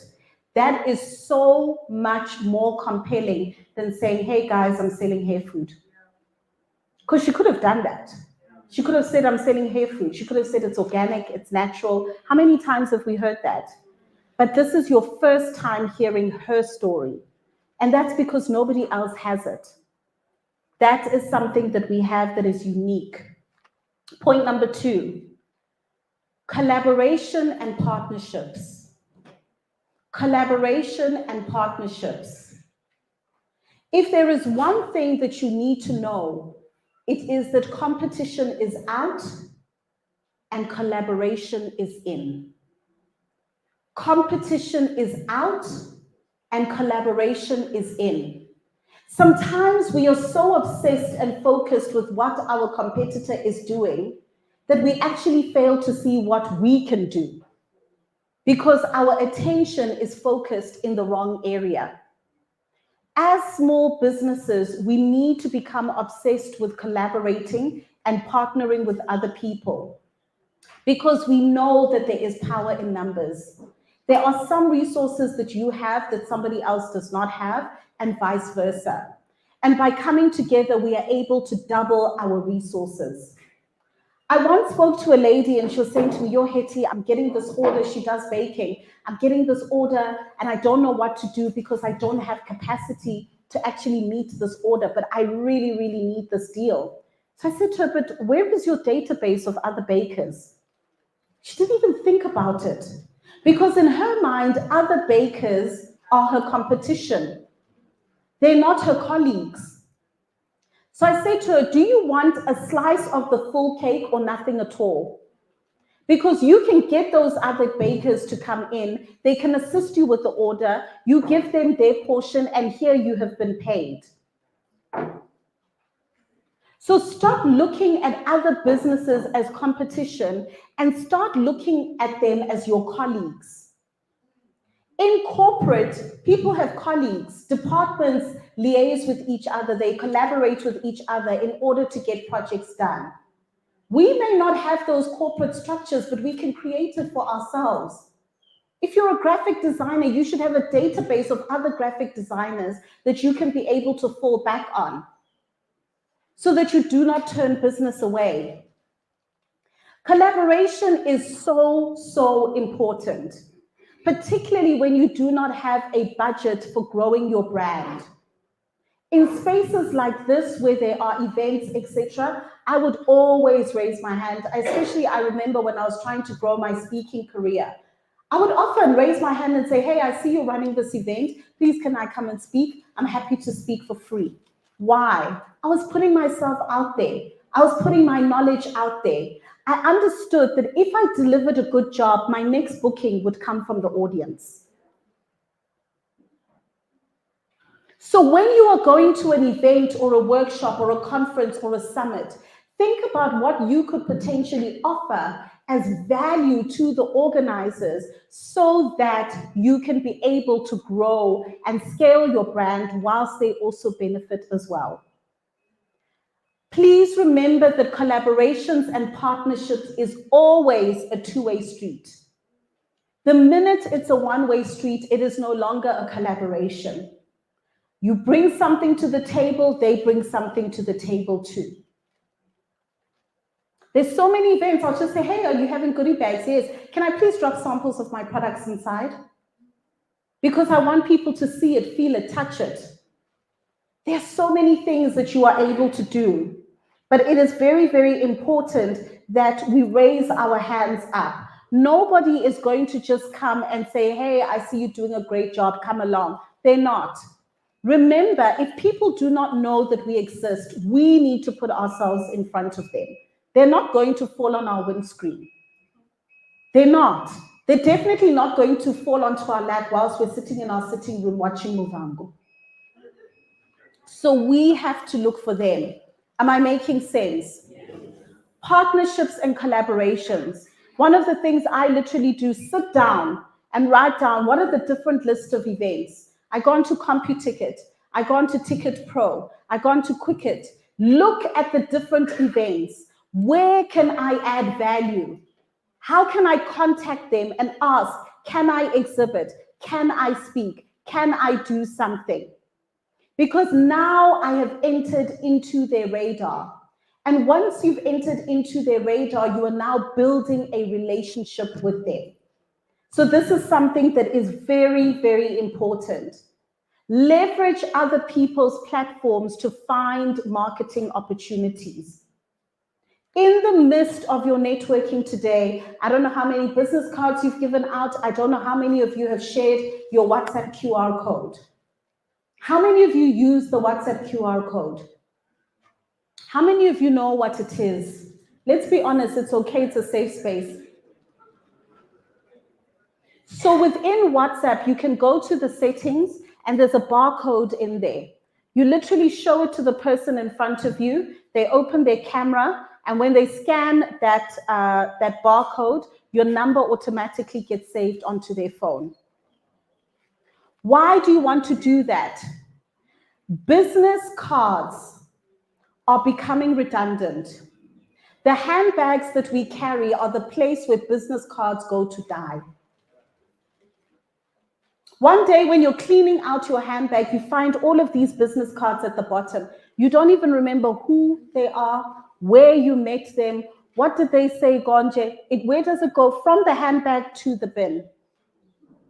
But if somebody has got your number saved on the phone, what now begins to happen? When you start posting status updates about your business, they see it. When you start sharing your knowledge and your value and your story, they see it. And when they see it, what ends up happening is they've got what we call top of mind recall. The day that they need your product or service, oh, I'm looking for a cake. Great. They remember, oh, Ghana, that lady, she's always posting about cakes. Let me message her. Top of mind recall, because they are always seeing your content. So do not let your connection with someone during networking die because you've given them a business card. Follow each other on social media so that whenever you post, they see your content on their timeline. These are the ways that we build our brands. These are the ways that we become visible and memorable to people. And over time, these are the ways that it is able to convert to sales. Building a brand does not always mean you have to have a billboard or a television advert. I promise you, it is the small daily intentional things that we do over time that compounds into something big. So that is something you want to do. The third one, DIY content creation. Guys, if you are an entrepreneur, you are also a content creator. That is just the reality of the matter. It doesn't mean you need to be a fashionista. It doesn't mean you need to be a beauty influencer. You need to be able to create content for people to know and see what you are about. So many of you have come today. How many of you just put in your IG stories or your Facebook stories, hey guys, this is Hetty from XYZ Trading. Today I am investing back in myself. I'm going to monetize your business workshop. Please come along with me so that we can learn and grow together. How many of your audience is following you right now today for this journey? It's a secret. Mara, do you see that you're not being fair? Is it fair? It's not. You're waiting for the perfect scenario. You're waiting for a professional camera. You're waiting for good lighting. Kanjani, guys. Honestly speaking, bring your audience along with you. You're a fashion designer. Why don't you take them along with you when you're going to buy fabrics? Hey guys, I've got a custom order. I'm on my way to go and look for fabrics. These are some of the options. Ooh, I eventually chose this one. I'll show you the before and after. What are you doing now? You are building something that people are following. And they're going to say, no, my next outfit is going to be made by this person, because you take them along with you on the journey. No, you wake up, you get dressed, it's a secret. You come here, it's a secret. You network, it's a secret. You go home, it's a secret. Haibo. What is the end goal, Kahle Kahle? We cannot be the world's best kept secret. DIY content creation means that you use the phone that you have right now. The day you upgrade, you will use that one. That's what it means. You must go onto my Instagram and see my earlier videos. They're so embarrassing, but they're there. Your audience will grow with you. Honestly speaking, you cannot wait for the day you've got makeup and a face beat and lashes and so forth. We'll be old and gray by then. Just start. It is so, so important. Get ready with me, behind the scenes, delivering products to your customer. These are all content creation ideas. The reason why we get stuck with content creation is because we think that it has to be perfect. I want you to start viewing content creation as documentation. I am just documenting my journey. That's it. Get ready with me. Share a thought in your stories. There are things that you are doing on a daily basis that can be part of content creation, but because you are overthinking it, we are losing out on the privilege of seeing that content. All right, there was a hand that was up over there. Please feel free to ask your question. Hi, it's not a question, but I wanna add on there. Yesterday I shared that I'm gonna be here on 2 different groups. Yeah, there's no following, so it's not on my end, it's in their end. Yeah, no, brilliant. And thank you so much for sharing that. I think it's great. I think it's important for us to always make the circle bigger. And one of the things that you can do, even as a follow-up, is just to say or create content to say, this is what I learned from today.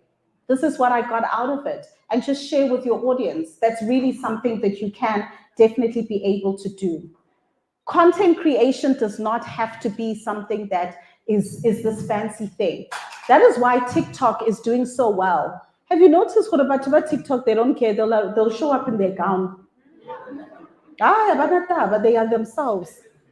There is a place for every single one of us within the online space. Find your place, get comfortable, and just show up. All right.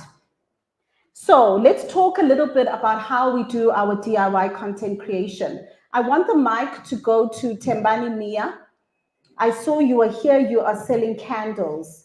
Based on what we have discussed, I want you to stand, stomach in, chest out, say it with your full chest. How are you, after this workshop, going to show up from a DIY content creation perspective for Ekaya Sense Haven? Tell us. Pella, guys, I'm going to pick you at random. Now, I'm not standing here for the sake of my health. We are going out there and implementing. Are we in agreement? Yes. Excellent. Go for it, please, Tembani. Morning, everyone. My name is Tembani Mia. I'm the founder of Ekaya Sense Haven. Basically, what I do now to market my brand, I do some videos and upload on TikTok, but I'm actually a very shy person. But what I've realized is you cannot be an entrepreneur and be shy. So I told myself, shyness behind. Yeah. I gotta do this. So from what I've learned today, I'm not very strong on social media, but I'm glad that I came here because that's going to change. I'll be posting like right and center, and those who like my content will, those who will not, then are my prospective buyers. Excellent. Thank you very much. Well done. Well done. And I'm glad that you have been able to acknowledge the fact that you are shy, but you are saying, despite that, I am still moving forward. And that is the attitude that we want to have. We all have our little blockages that could be used as an excuse, but because we are entrepreneurs and because we are growing our businesses, what we are saying is we are growing our businesses despite those blockages, not because of them. All right, excellent. The fourth point I want to share with you today is to maximize word of mouth. Word of mouth is free of charge. Word of mouth is free of charge. Now, let me tell you a strategy that we would use within our retail business when we had retail stores. We had retail stores selling African print clothing. And one of the things that we wanted to do was to leverage our customers' social media platforms for other people to know about our business. Because if they are a paying client, then it stands to reason that probably their friends and network could also be paying clients, right? So one of the things that we would say to them is, if you tag us on social media, if you post about us on your timeline or in your stories, you get a 10% discount. So we are incentivizing them to tell people about us and their experience with us. And by so doing, we are exposing our business to their audience who does not know that we exist. What incentive can you provide to your audience for them to be able to evangelize on your behalf? Because there's a huge difference between you crying out and telling people about your business and having an army of unofficial brand ambassadors. You can give people incentives to be able to speak about you. You can create referral programs. If you refer a successful customer to me, I will give you a commission. There are ways in which you can incentivize people to bring customers to you. Another way of doing it is video testimonials. Oh, somebody has bought a granola from you. You take a video and say, hey, can I quickly take a picture of you holding your purchase? Can I quickly take a video of your experience buying from me today? Content. Content. User-generated content. It's coming from your customer. It's easier for us to believe because it's not coming directly from you. So word of mouth is something that is very, very, very important. All right. So we've got Beauty Pagani who is here. Can you please raise your hand, Beauty? Beauty, are you still here in the room with us? Beauty Pagani. Are you still here? All right. Is that a hand I'm seeing reluctantly going up? Okay. If Beauty is not here, who is going to volunteer and share with us? How are you going to better leverage word of mouth advertising in your business? Who is the brave soul that is going to share with us? You can raise your hand. Remember, raising your hand is a form of marketing. Great, there we go. Yes, girl, I see you're so ready. Yes, I'm here, word of mouth. Each and every one of you saw my earrings. You can get my numbers, then post my earrings on your WhatsApp. Each and every one of you guys, 10 at least. You must get my numbers, post my earrings. That's how I'm gonna leverage. Tell us your number. Oh, yes. Now we must sniff it in the air. I'm learning. It's a secret, Leon. Okay, my number is 079 Mm-hmm. 299 0682. 079 299 0682. Lebohang Molokwane. Earrings. Thank you so much. All right, excellent. Well done, Lebohang. The fifth point I want us to look at is you really want to focus on community engagement. You know, sometimes we are running our businesses, we are here in Atteridgeville, and we are looking to get customers far and wide. Meanwhile, the people within your community do not even know that you exist. They do not even know about your business. We are always looking for greener pastures and we neglect our own backyard. We need to honestly stop being a well-kept secret. Support community events in your area. It's easy for you to attend. It's easy for you to engage. It's easy for you to raise your hand. It's easy for you to volunteer. It's easy for you to participate because this is your home ground, turf, and territory. How many of the individuals within your own community actually know about your business? You want to also engage in WhatsApp groups and forums. The gentleman mentioned how he posted about this event within WhatsApp groups. There's so many different forums. There are so many different groups online on Facebook and various other platforms like that. Do not be a well-kept secret. You want to flex your muscle within the environment and space that you are comfortable with, so that once you are comfortable doing that here, it is so much easier to then spread your wings externally and begin to branch out. But how are you going to branch out if you don't even know the basics of just engaging with your community where you already are? So that is something that is very, very, very important. All right. And then point number 6, this is the final point. Guys, everything I've shared with you today is 100% free. The cost to you is doing the work. The cost to you is throwing away any feelings of embarrassment. The cost to you is showing up. The cost to you is betting on yourself. and just saying, I'm actually going to show up consistently for myself until something happens.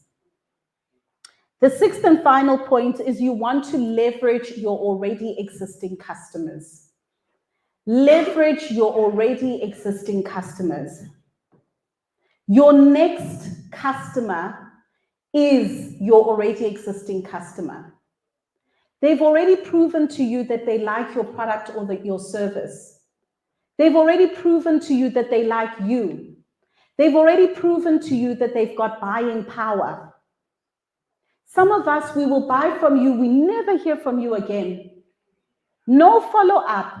Hello, Mrs. Shabangu. I just wanted to check in on you. You bought some body butters from me. It's been 6 weeks. I'm sure you're running low. Can I restock on your body butter? Next, dollar nitulile. Secret. Secret. So it's important for us to do follow-ups. Follow up with your already existing clients. One of the things that we need to learn to do is being able to generate recurring income from the people that have already bought from us. Sometimes you can do that through a subscription service. I was coaching a gentleman who provides bottled water. You know, these, what do they call it? This oxygenated water. Yes, and he delivers it to people's homes. And then I said to him, oh, okay.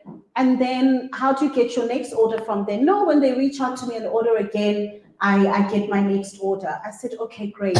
Who on average is ordering from you? No, it's usually old people who are concerned about their health. Then when it's the young people, it's those who are health conscious and gym fanatics. And how often do they order? Oh, they order all the time. I said, so why don't you have a subscription service?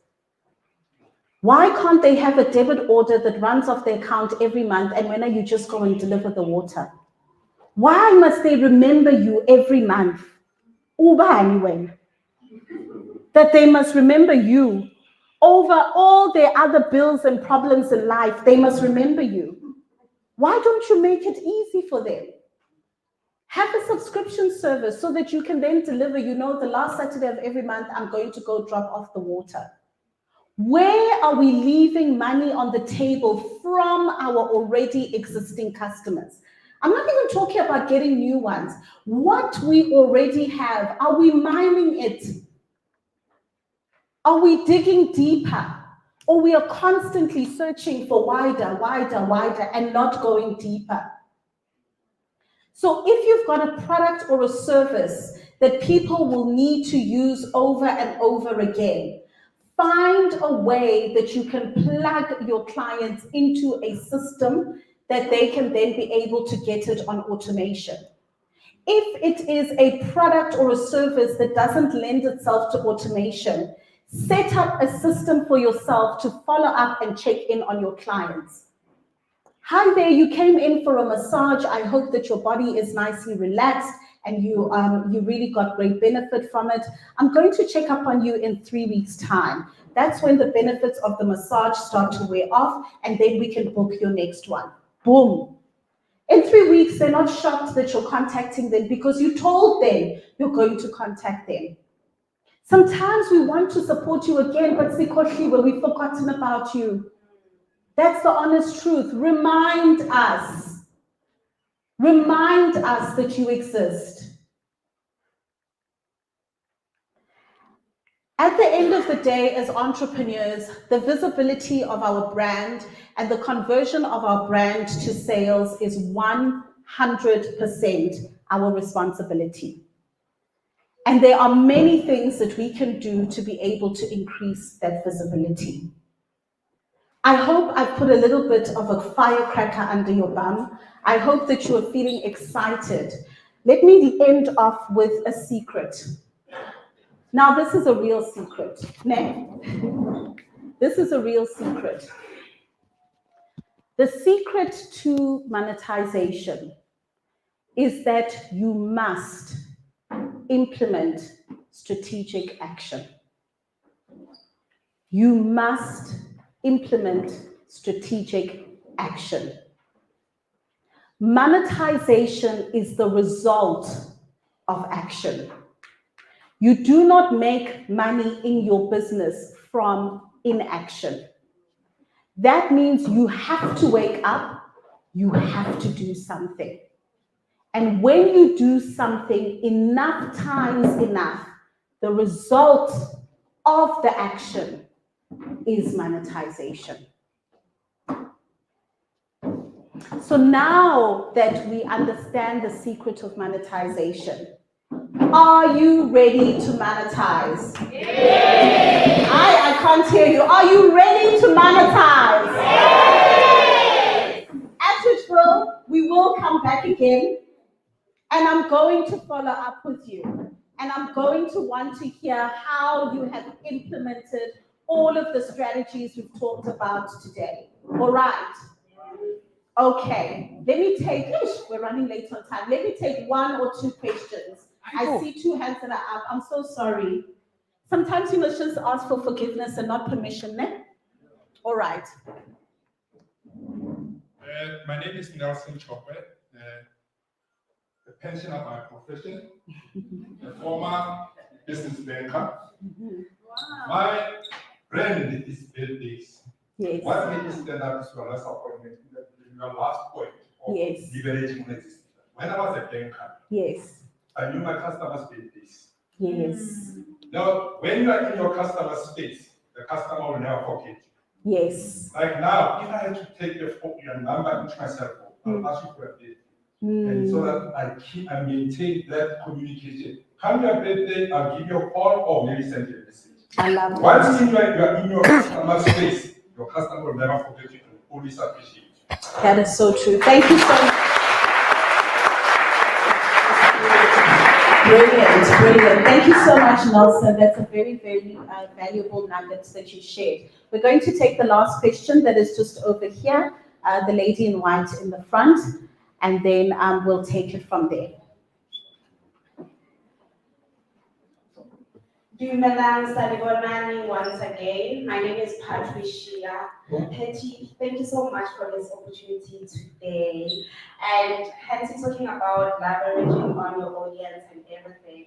I just want to remind you that I have a story with you. Oh, Tata girl. I used to do your hair and you used to love me so much because we were sharing the same energy. Yes! A Kelly and Co! Oh my goodness!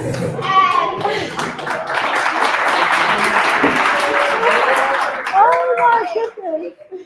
That's an extension of my profession that I wanted to teach today. Unfortunately, I'm going to go to social media. A gentleman right here told me that from here on, we're going to social media. Yes. And I also have a story with you. Yes. I did consult with your mentorship program on Instagram. Oh, you look so pretty on that picture. I recognize you now, but I saw the hair. Oh, that's a trademark, right? That's a trademark. Yeah, it's a trademark. So now, I've realized that I'm a powerful human being. I come from a very lineage of powerful people, and I've been missing a lot in my life. I started working when I was 10, but I'm not getting things right. Yeah. What I've learned is I need to associate myself with powerful people. Yes. So, ladies and gentlemen, I want you to be my witness right now. I need Austin Swaki and Hetty to be one of the powerful ladies that I have in my network. Do you like to do that for me? Yes. And then you don't have run. Isn't it, Austin? Yeah, as long as we're running and we're not pulling you, that's No, fine. never. Great. Oh my goodness. Wow. Thank you so much for sharing that story, Patricia. And you see now, I'll never forget you. That is very memorable. All right, so that brings us to the end of this practical implementation masterclass. I hope that it's been valuable, and I really do look forward to hearing your success stories thereafter. I'm going to hand over to Papa.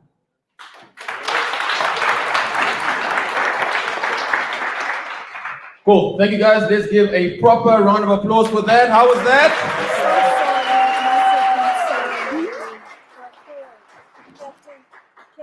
Cool. So the next segment that we're going to go into will be the pitching segment.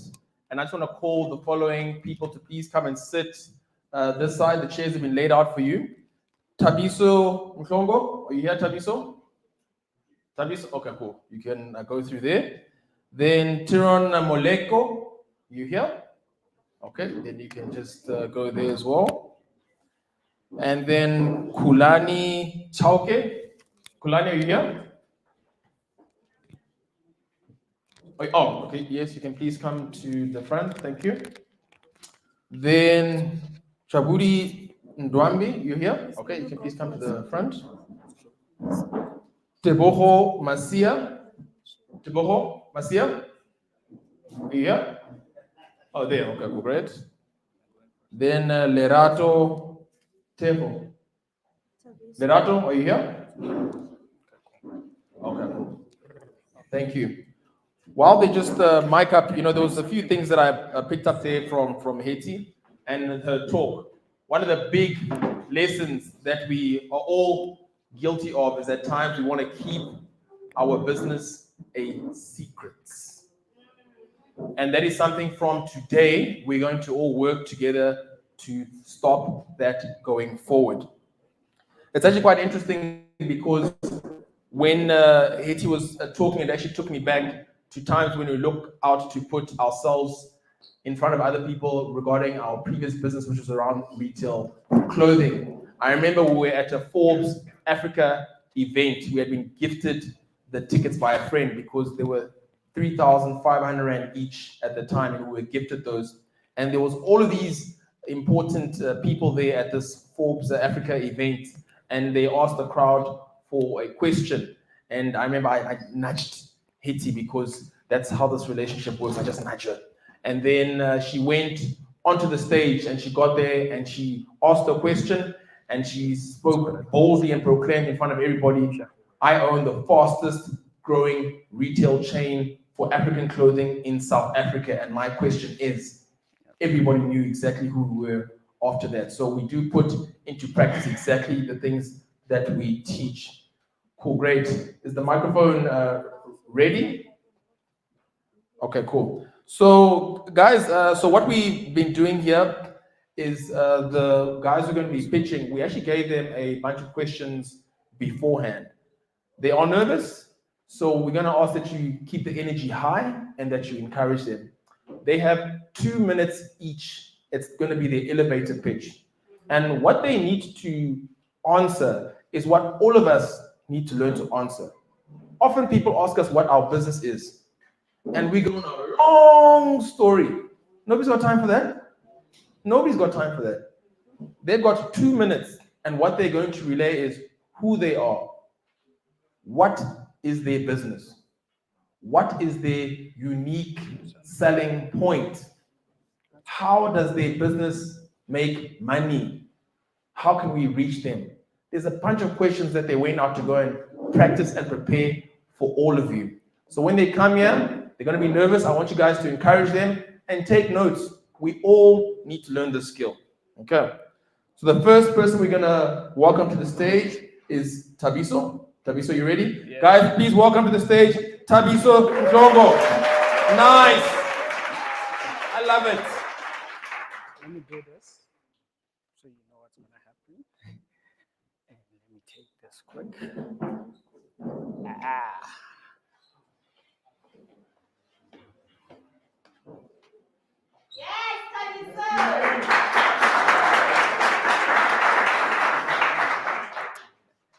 Am I audible enough? Just wait for me to start. Cool, Tabiso, you can start. Okay. Good day, everyone. My name is Tabiso Mhlongo, the founder and CEO of Epicure Bites Eatery, 30 years of age, a civil engineer graduate, and a first-year marketing student at UNISA. This is my business, as you can see, Epicure Bites. We specialize in selling gourmet burgers, so we are very unique with our experience with the food that we bring into the community. So obviously, we're going to talk about how great the brand is, but what exactly are we solving in our community? Then that's a very question that I'm going to touch on. First of all, our community lacks access to go into your main lane to get gourmet food that are prepared from scratch. We have competitors like Burger King, McDonald's, Deba and Gomo Village. So we make our handcrafted burgers, our selling unique and our value proposition. We are the first establishment in Atteridgeville to bring tacos, so Mexican food in Kasi. So Rivita taco ya ko Kasi. You know, and the use of funds, what is going to help with our business? It's very easy. We need to get a bike for our delivery services because we battling with e-hailing, we Uber Eats. So for us, the value of money and the value of investment is going to come through our delivery services and also managing to create employment. As youth as I am today, I want to give opportunities to the youth in our community, empower Atteridgeville, and make sure that our business can thrive to more higher and greater heights. Social media, here we are. You can find us on Facebook, Instagram. We are called Epicure Bites. Just like FNB is saying, how can we help you? Here we are, Epicure Bites. You can help us. Thank you so much.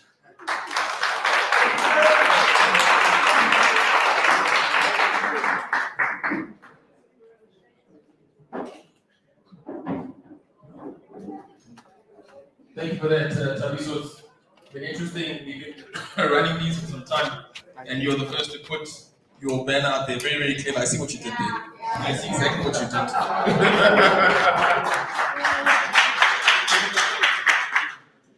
Okay, cool, great. Is the microphone ready? Okay, great. The next individual we'd like to welcome onto the stage is Tiran Moleko. If you can please give a warm round of applause to have Tiran come to the stage, please. There we go. Thank you.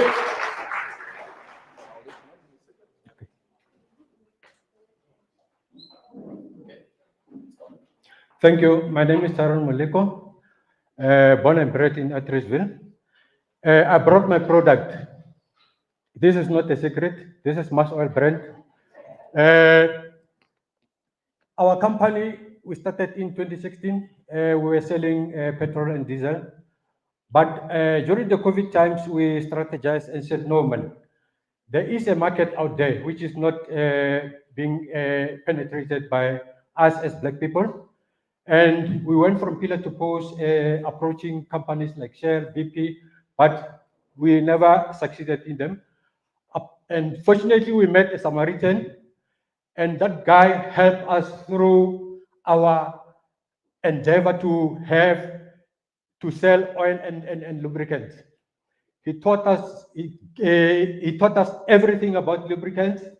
And then now, what we have is a lubricant company.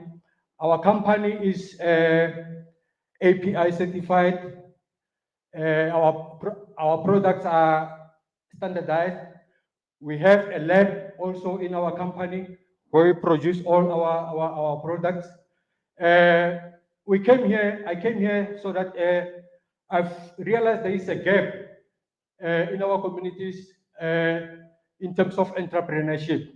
So I want to go this journey with you guys, that we want you to be our distributors. We want you to buy our products because we sell in bulk and sell and make a livelihood out of it. Let's share this pie because previously, as you know, we were not involved in this area of lubrication.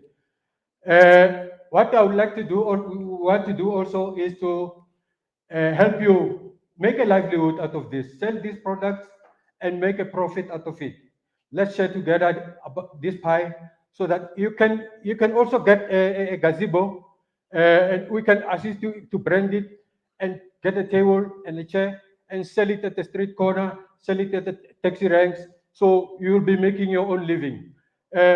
Also, what we want to do with the money, if we get it, my two sisters are not working. I'm gonna buy them the gazebo and brand it so that they can start their own businesses. Be your own boss, ladies and gentlemen. Be your own boss. Know this product. We also give training to people who want to be our distributors so that you know the product better. The other thing is that what we want to do is let's work together. And I know that we can do it.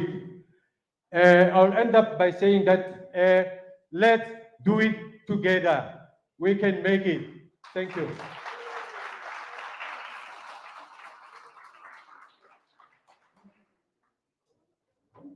Thank you for that. And now we can continue with our next participant. This next participant is Kulani. Tauke, are you ready? Okay, let's give a warm round of welcome to Kulani, please. Let's welcome her to the stage. More energy than that. Clap for her. She's nervous. Clap for her. She's nervous. Come on.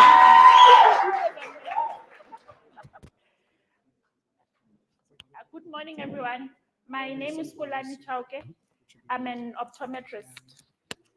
I grew up in Atteridgeville, but I haven't worked in Atteridgeville for a very long time. I own an optometric practice opposite Athlete Mall. That is my core business. But my other business that I started on the side, I realized that as optometrists, I know a lot of people wear glasses. I've seen a lot of people who wear glasses. What you will note is that each and every optometrist, we buy from the same suppliers. I noticed that there's a gap there. You come to an optometrist, the next one has exactly the same frames. So what I'm doing now, I'm sourcing my own frames. If you look at my frames, they're all my own frames, my own brand. What I'd like to do is I'd like to expand and also sell to my colleagues, because eye care shouldn't be boring. You shouldn't walk around with boring glasses. My glasses are not boring. If we do win this prize, what I'd like to do is to order more stock, like I said, to obviously have a broader brand and a broader line also to sell to other optometrists, because honestly, it's very tedious to buy from the same supplier, you have the same brand, and it's very nice for my patients. I realize most of them, our selling point is that their glasses don't look like everybody else's. And they are happy when they realize that, you know what, I'm walking around, I'm not wearing the same frame as everybody else. Thank you, everyone.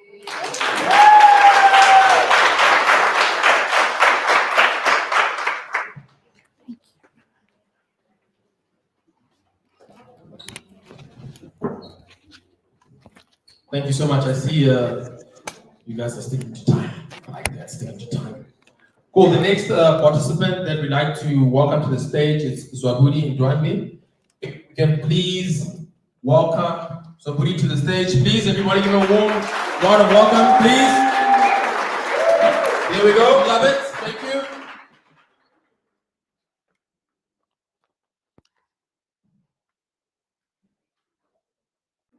Hello, everyone. My name is Zwabudi Ndwambi, and I started business at the age of 13, where I was selling flowers by the main road. So after matric, I went to TUT where I studied horticulture, which is the study of plants. So this year, as I was doing a research on our African trees and nuts, I came with this product, which is macadamia granola. We got a wide range of granola, which is macadamia, peanuts, pomegranate, and berries. Berries granola were designed for those people who are allergic to nuts. We generate income by selling on streets. We go to gyms, we go office to office. We encourage healthy lifestyle, fitness, and wellness. In order for this product to go to the retail, it needs to be tasted and it need to have a barcode. So if we win today, I'll be able to go and taste this product and make sure that it has the barcode so that it can go to the retails. And that means that I'll be able to generate more jobs, because we all know that in South Africa, the unemployment rate is so high. Our unique selling point is healthy addicts. For more info, you can call me on 067-968-5533. And on social media, it's Vine and Branches Granola. Thank you.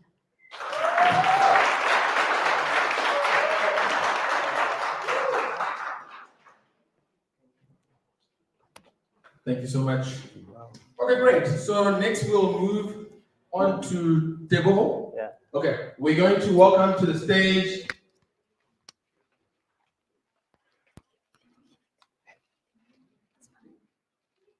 Okay, cool. So we're quite excited then. We'll be able to welcome to the stage Teboho Masia. Please give Teboho a warm round of applause. Thank you. Good day, everyone. My name is Teboho Masia. I actually had like a 2 minute elevator pitch, but from the entire workshop today, like I had to scrap that around and actually start telling my story.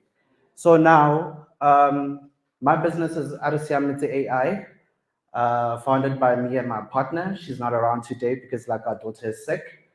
But then like the reason why we started this company is that we saw that in Atteridgeville, every single day, everybody wakes up in the morning, you pass through like Seesaw and you see like a long line of people standing there where it's grandmothers and newborns to create like way where we are creating some appointment, which is one of the platforms that we are creating at the moment, where an advanced appointment management system where you can actually book for visits at the clinic. Because like first and foremost around winter, what we have noticed is that people are going there with their newborns and crime is high, guys. If you know you from Atteridgeville, like some other people get mugged during that course and stuff. And the other platform that we're actually creating is Petty Jobs, which is one of my favorite because because like I was running some few deployments on it and stuff. So with this platform, Petty Jobs, we are aiming at actually eradicating unemployment in Atteridgeville. I'm a person that actually worked for Woolworths as a till operator because like at home they didn't have money to and I used Woolworths money to actually fund me actually get my application as a programmer. So with Petty Jobs, what we are going to do with Petty Jobs is that we're focusing on local employment. A lot of entrepreneurs in here actually need hands, and you guys don't have a platform where you can actually post about the jobs that you guys have. And so that we're planning on going to change such and ask, how do you guys get people to work? I think our platform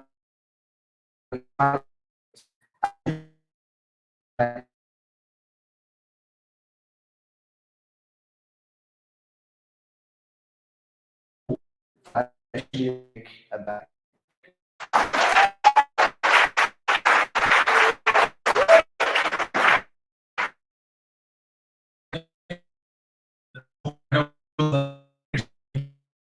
yeah, standing there on the side.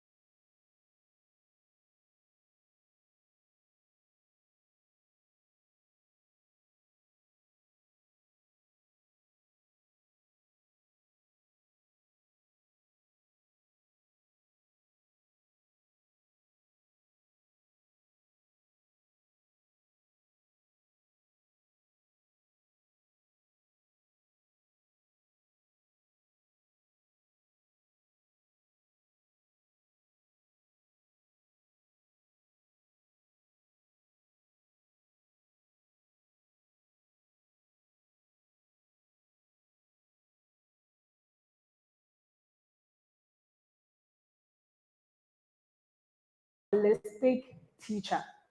Holistic teaching allows freedom, integrity, trust, and support between me and my learners.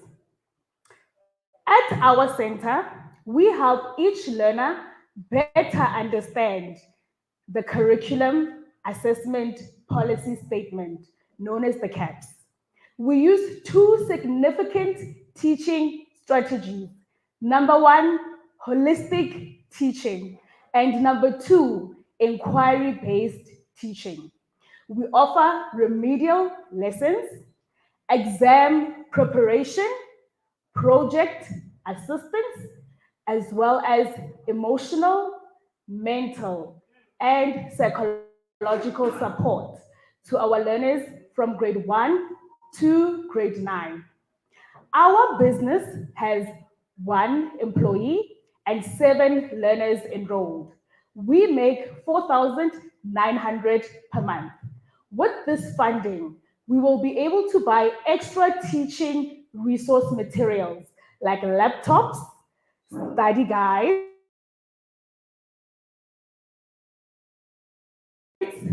and the things that they need to learn. If your child needs these services, you can book an educational consultation with us by contacting us on 076 476 0947. Thank you for listening to my pitch.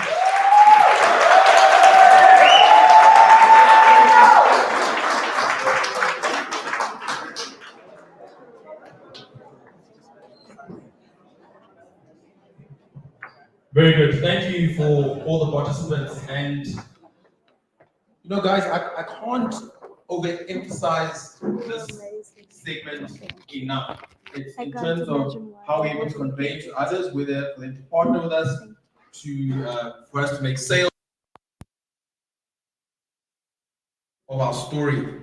Just very quickly, you know, in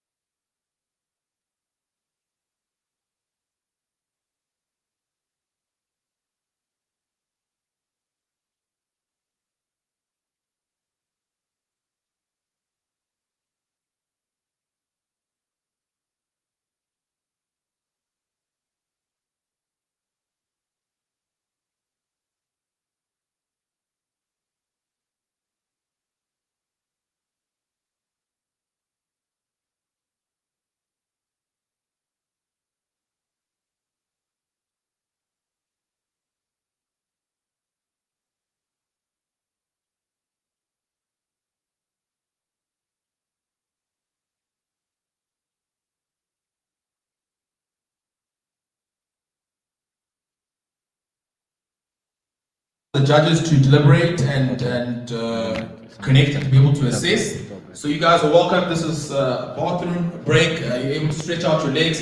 Please make sure to also visit the exhibitions and also the APB stand. We'll come back in about 20 minutes time. Thank you, everybody.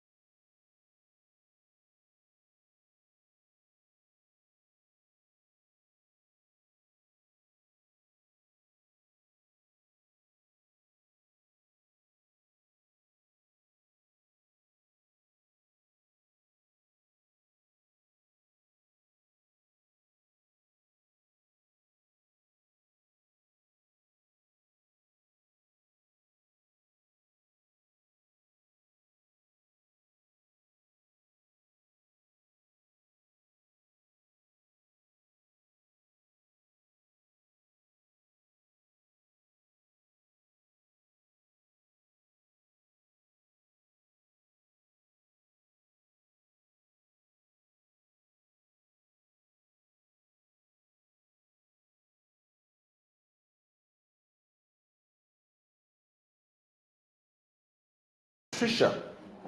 Okay. Patricia.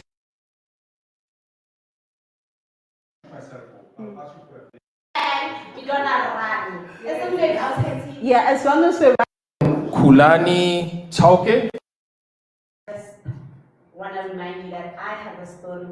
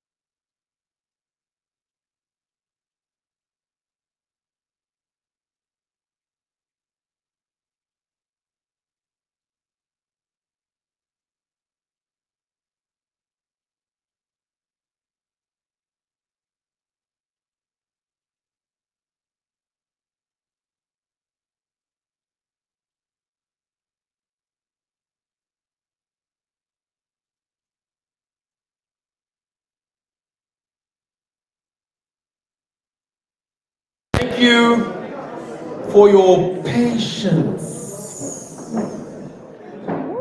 Great. Okay, everybody, thank you for your patience.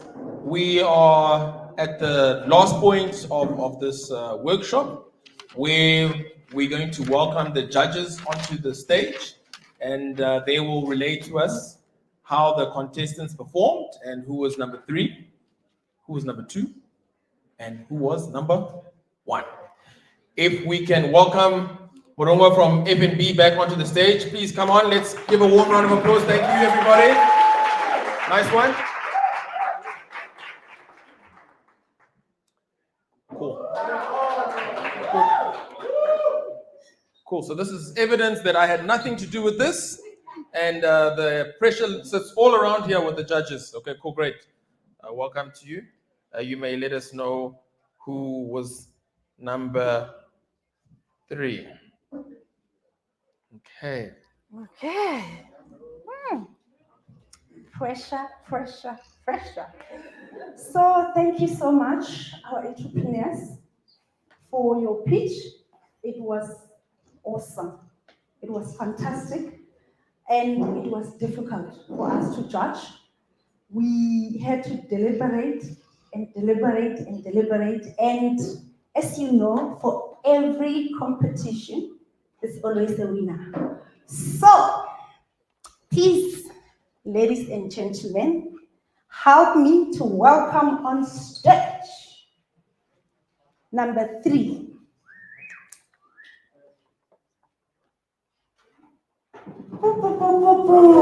Guys, applause. So,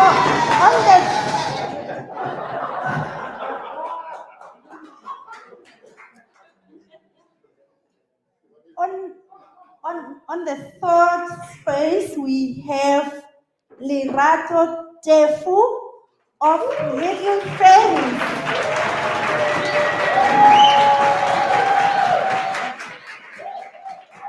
She will win this book. Peachy's book. This is the prize that she's winning. Monetise, courtesy of Hetty, the entrepreneur. So police, Lerato is going to be unstoppable.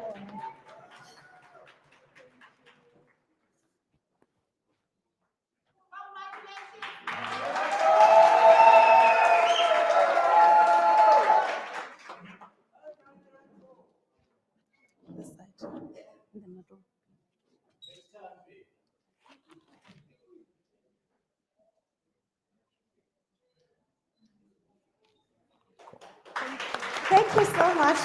Thank you. Thank you. Number 2. Ah. Guys, it was tough, hey? But anyway, let's carry on. Number 2, we've got Kulani Chauke, the Hive.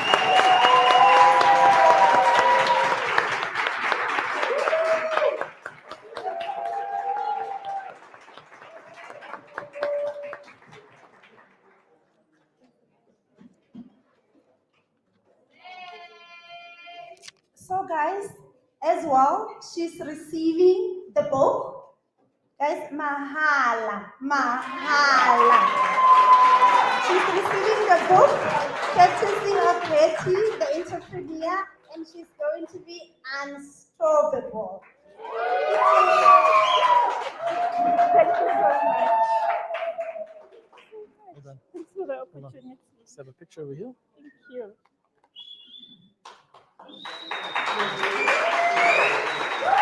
Thank you.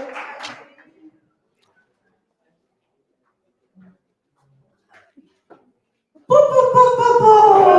Yes! It's the time for money.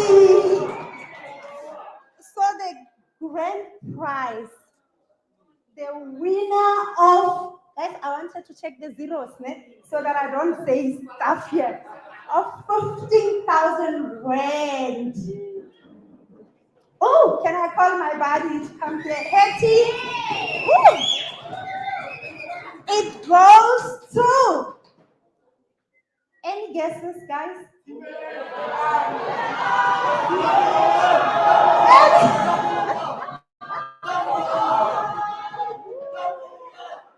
Oh, guys, if everybody was a judge here, and unfortunately, it goes to Deborah Masia.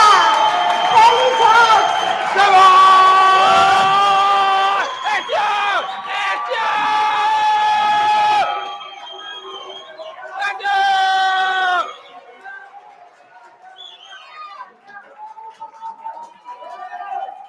Well done.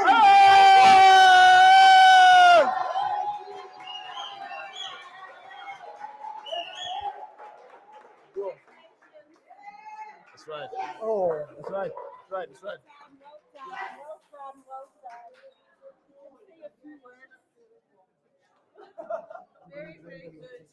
You can say a few words.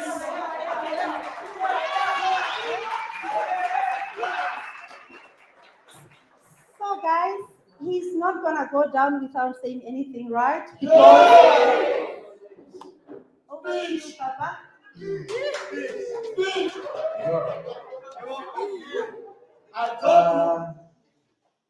your man, hold that.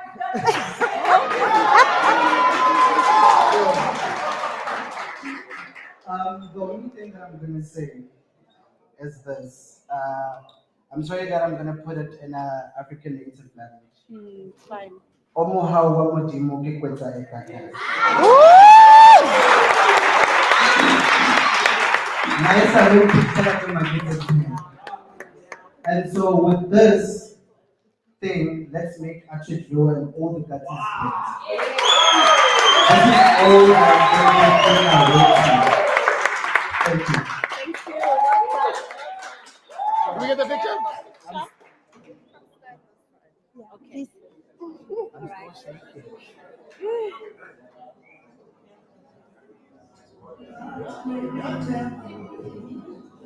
Well done, well done. Well done. Congratulations. You can keep it.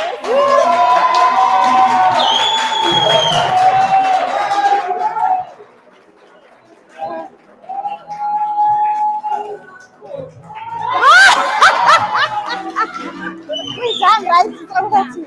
Thank you.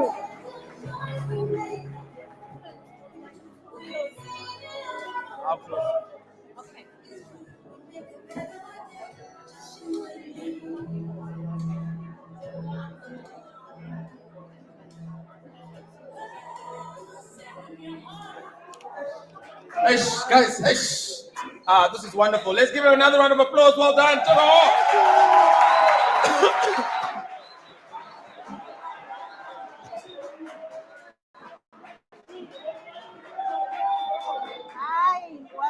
Thank you, guys.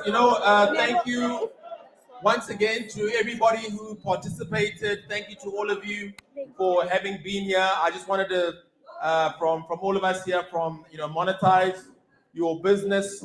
We are so glad that we're able to come here, and we're also so grateful to be in partnership with FNB to be able to come here and get through to the community and be able to give back. And how did you find today's session, guys? Did you get value? Did you get value today? Was it good? Okay, cool, guys. Guys, we rely on all of you to evangelize about this. Please make sure that all the pictures that have been taken, please make sure to tag FNB SA, tag Monetise Your Business, tag Hitty the Entrepreneur. Guys, we're relying on you. We're going on this roadshow throughout the country. A few of you have already come to communicate with us in terms of the communities you're connected with that are outside of here. We are going throughout the whole country, so we really appreciate being a partnership with all of you. From here, I just want to wish you guys all well within your businesses. Take the information that you received today, put it into practice in your business, and let's monetize together. Lunch is now served. Let's go and monetize together. Thank you. Have a good day, everybody. So you're welcome to go and have lunch. Lunch is just towards the left there. Please go and help yourselves.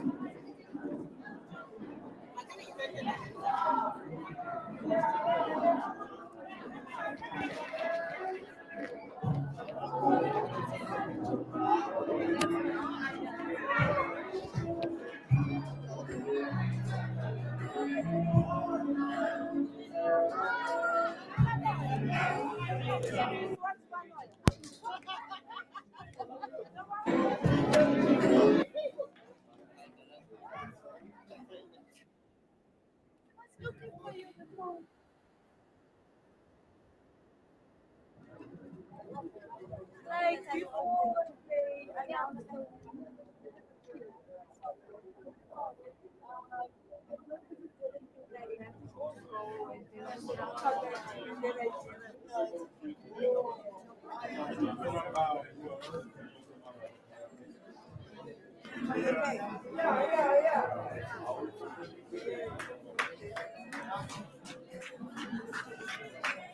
Sandra.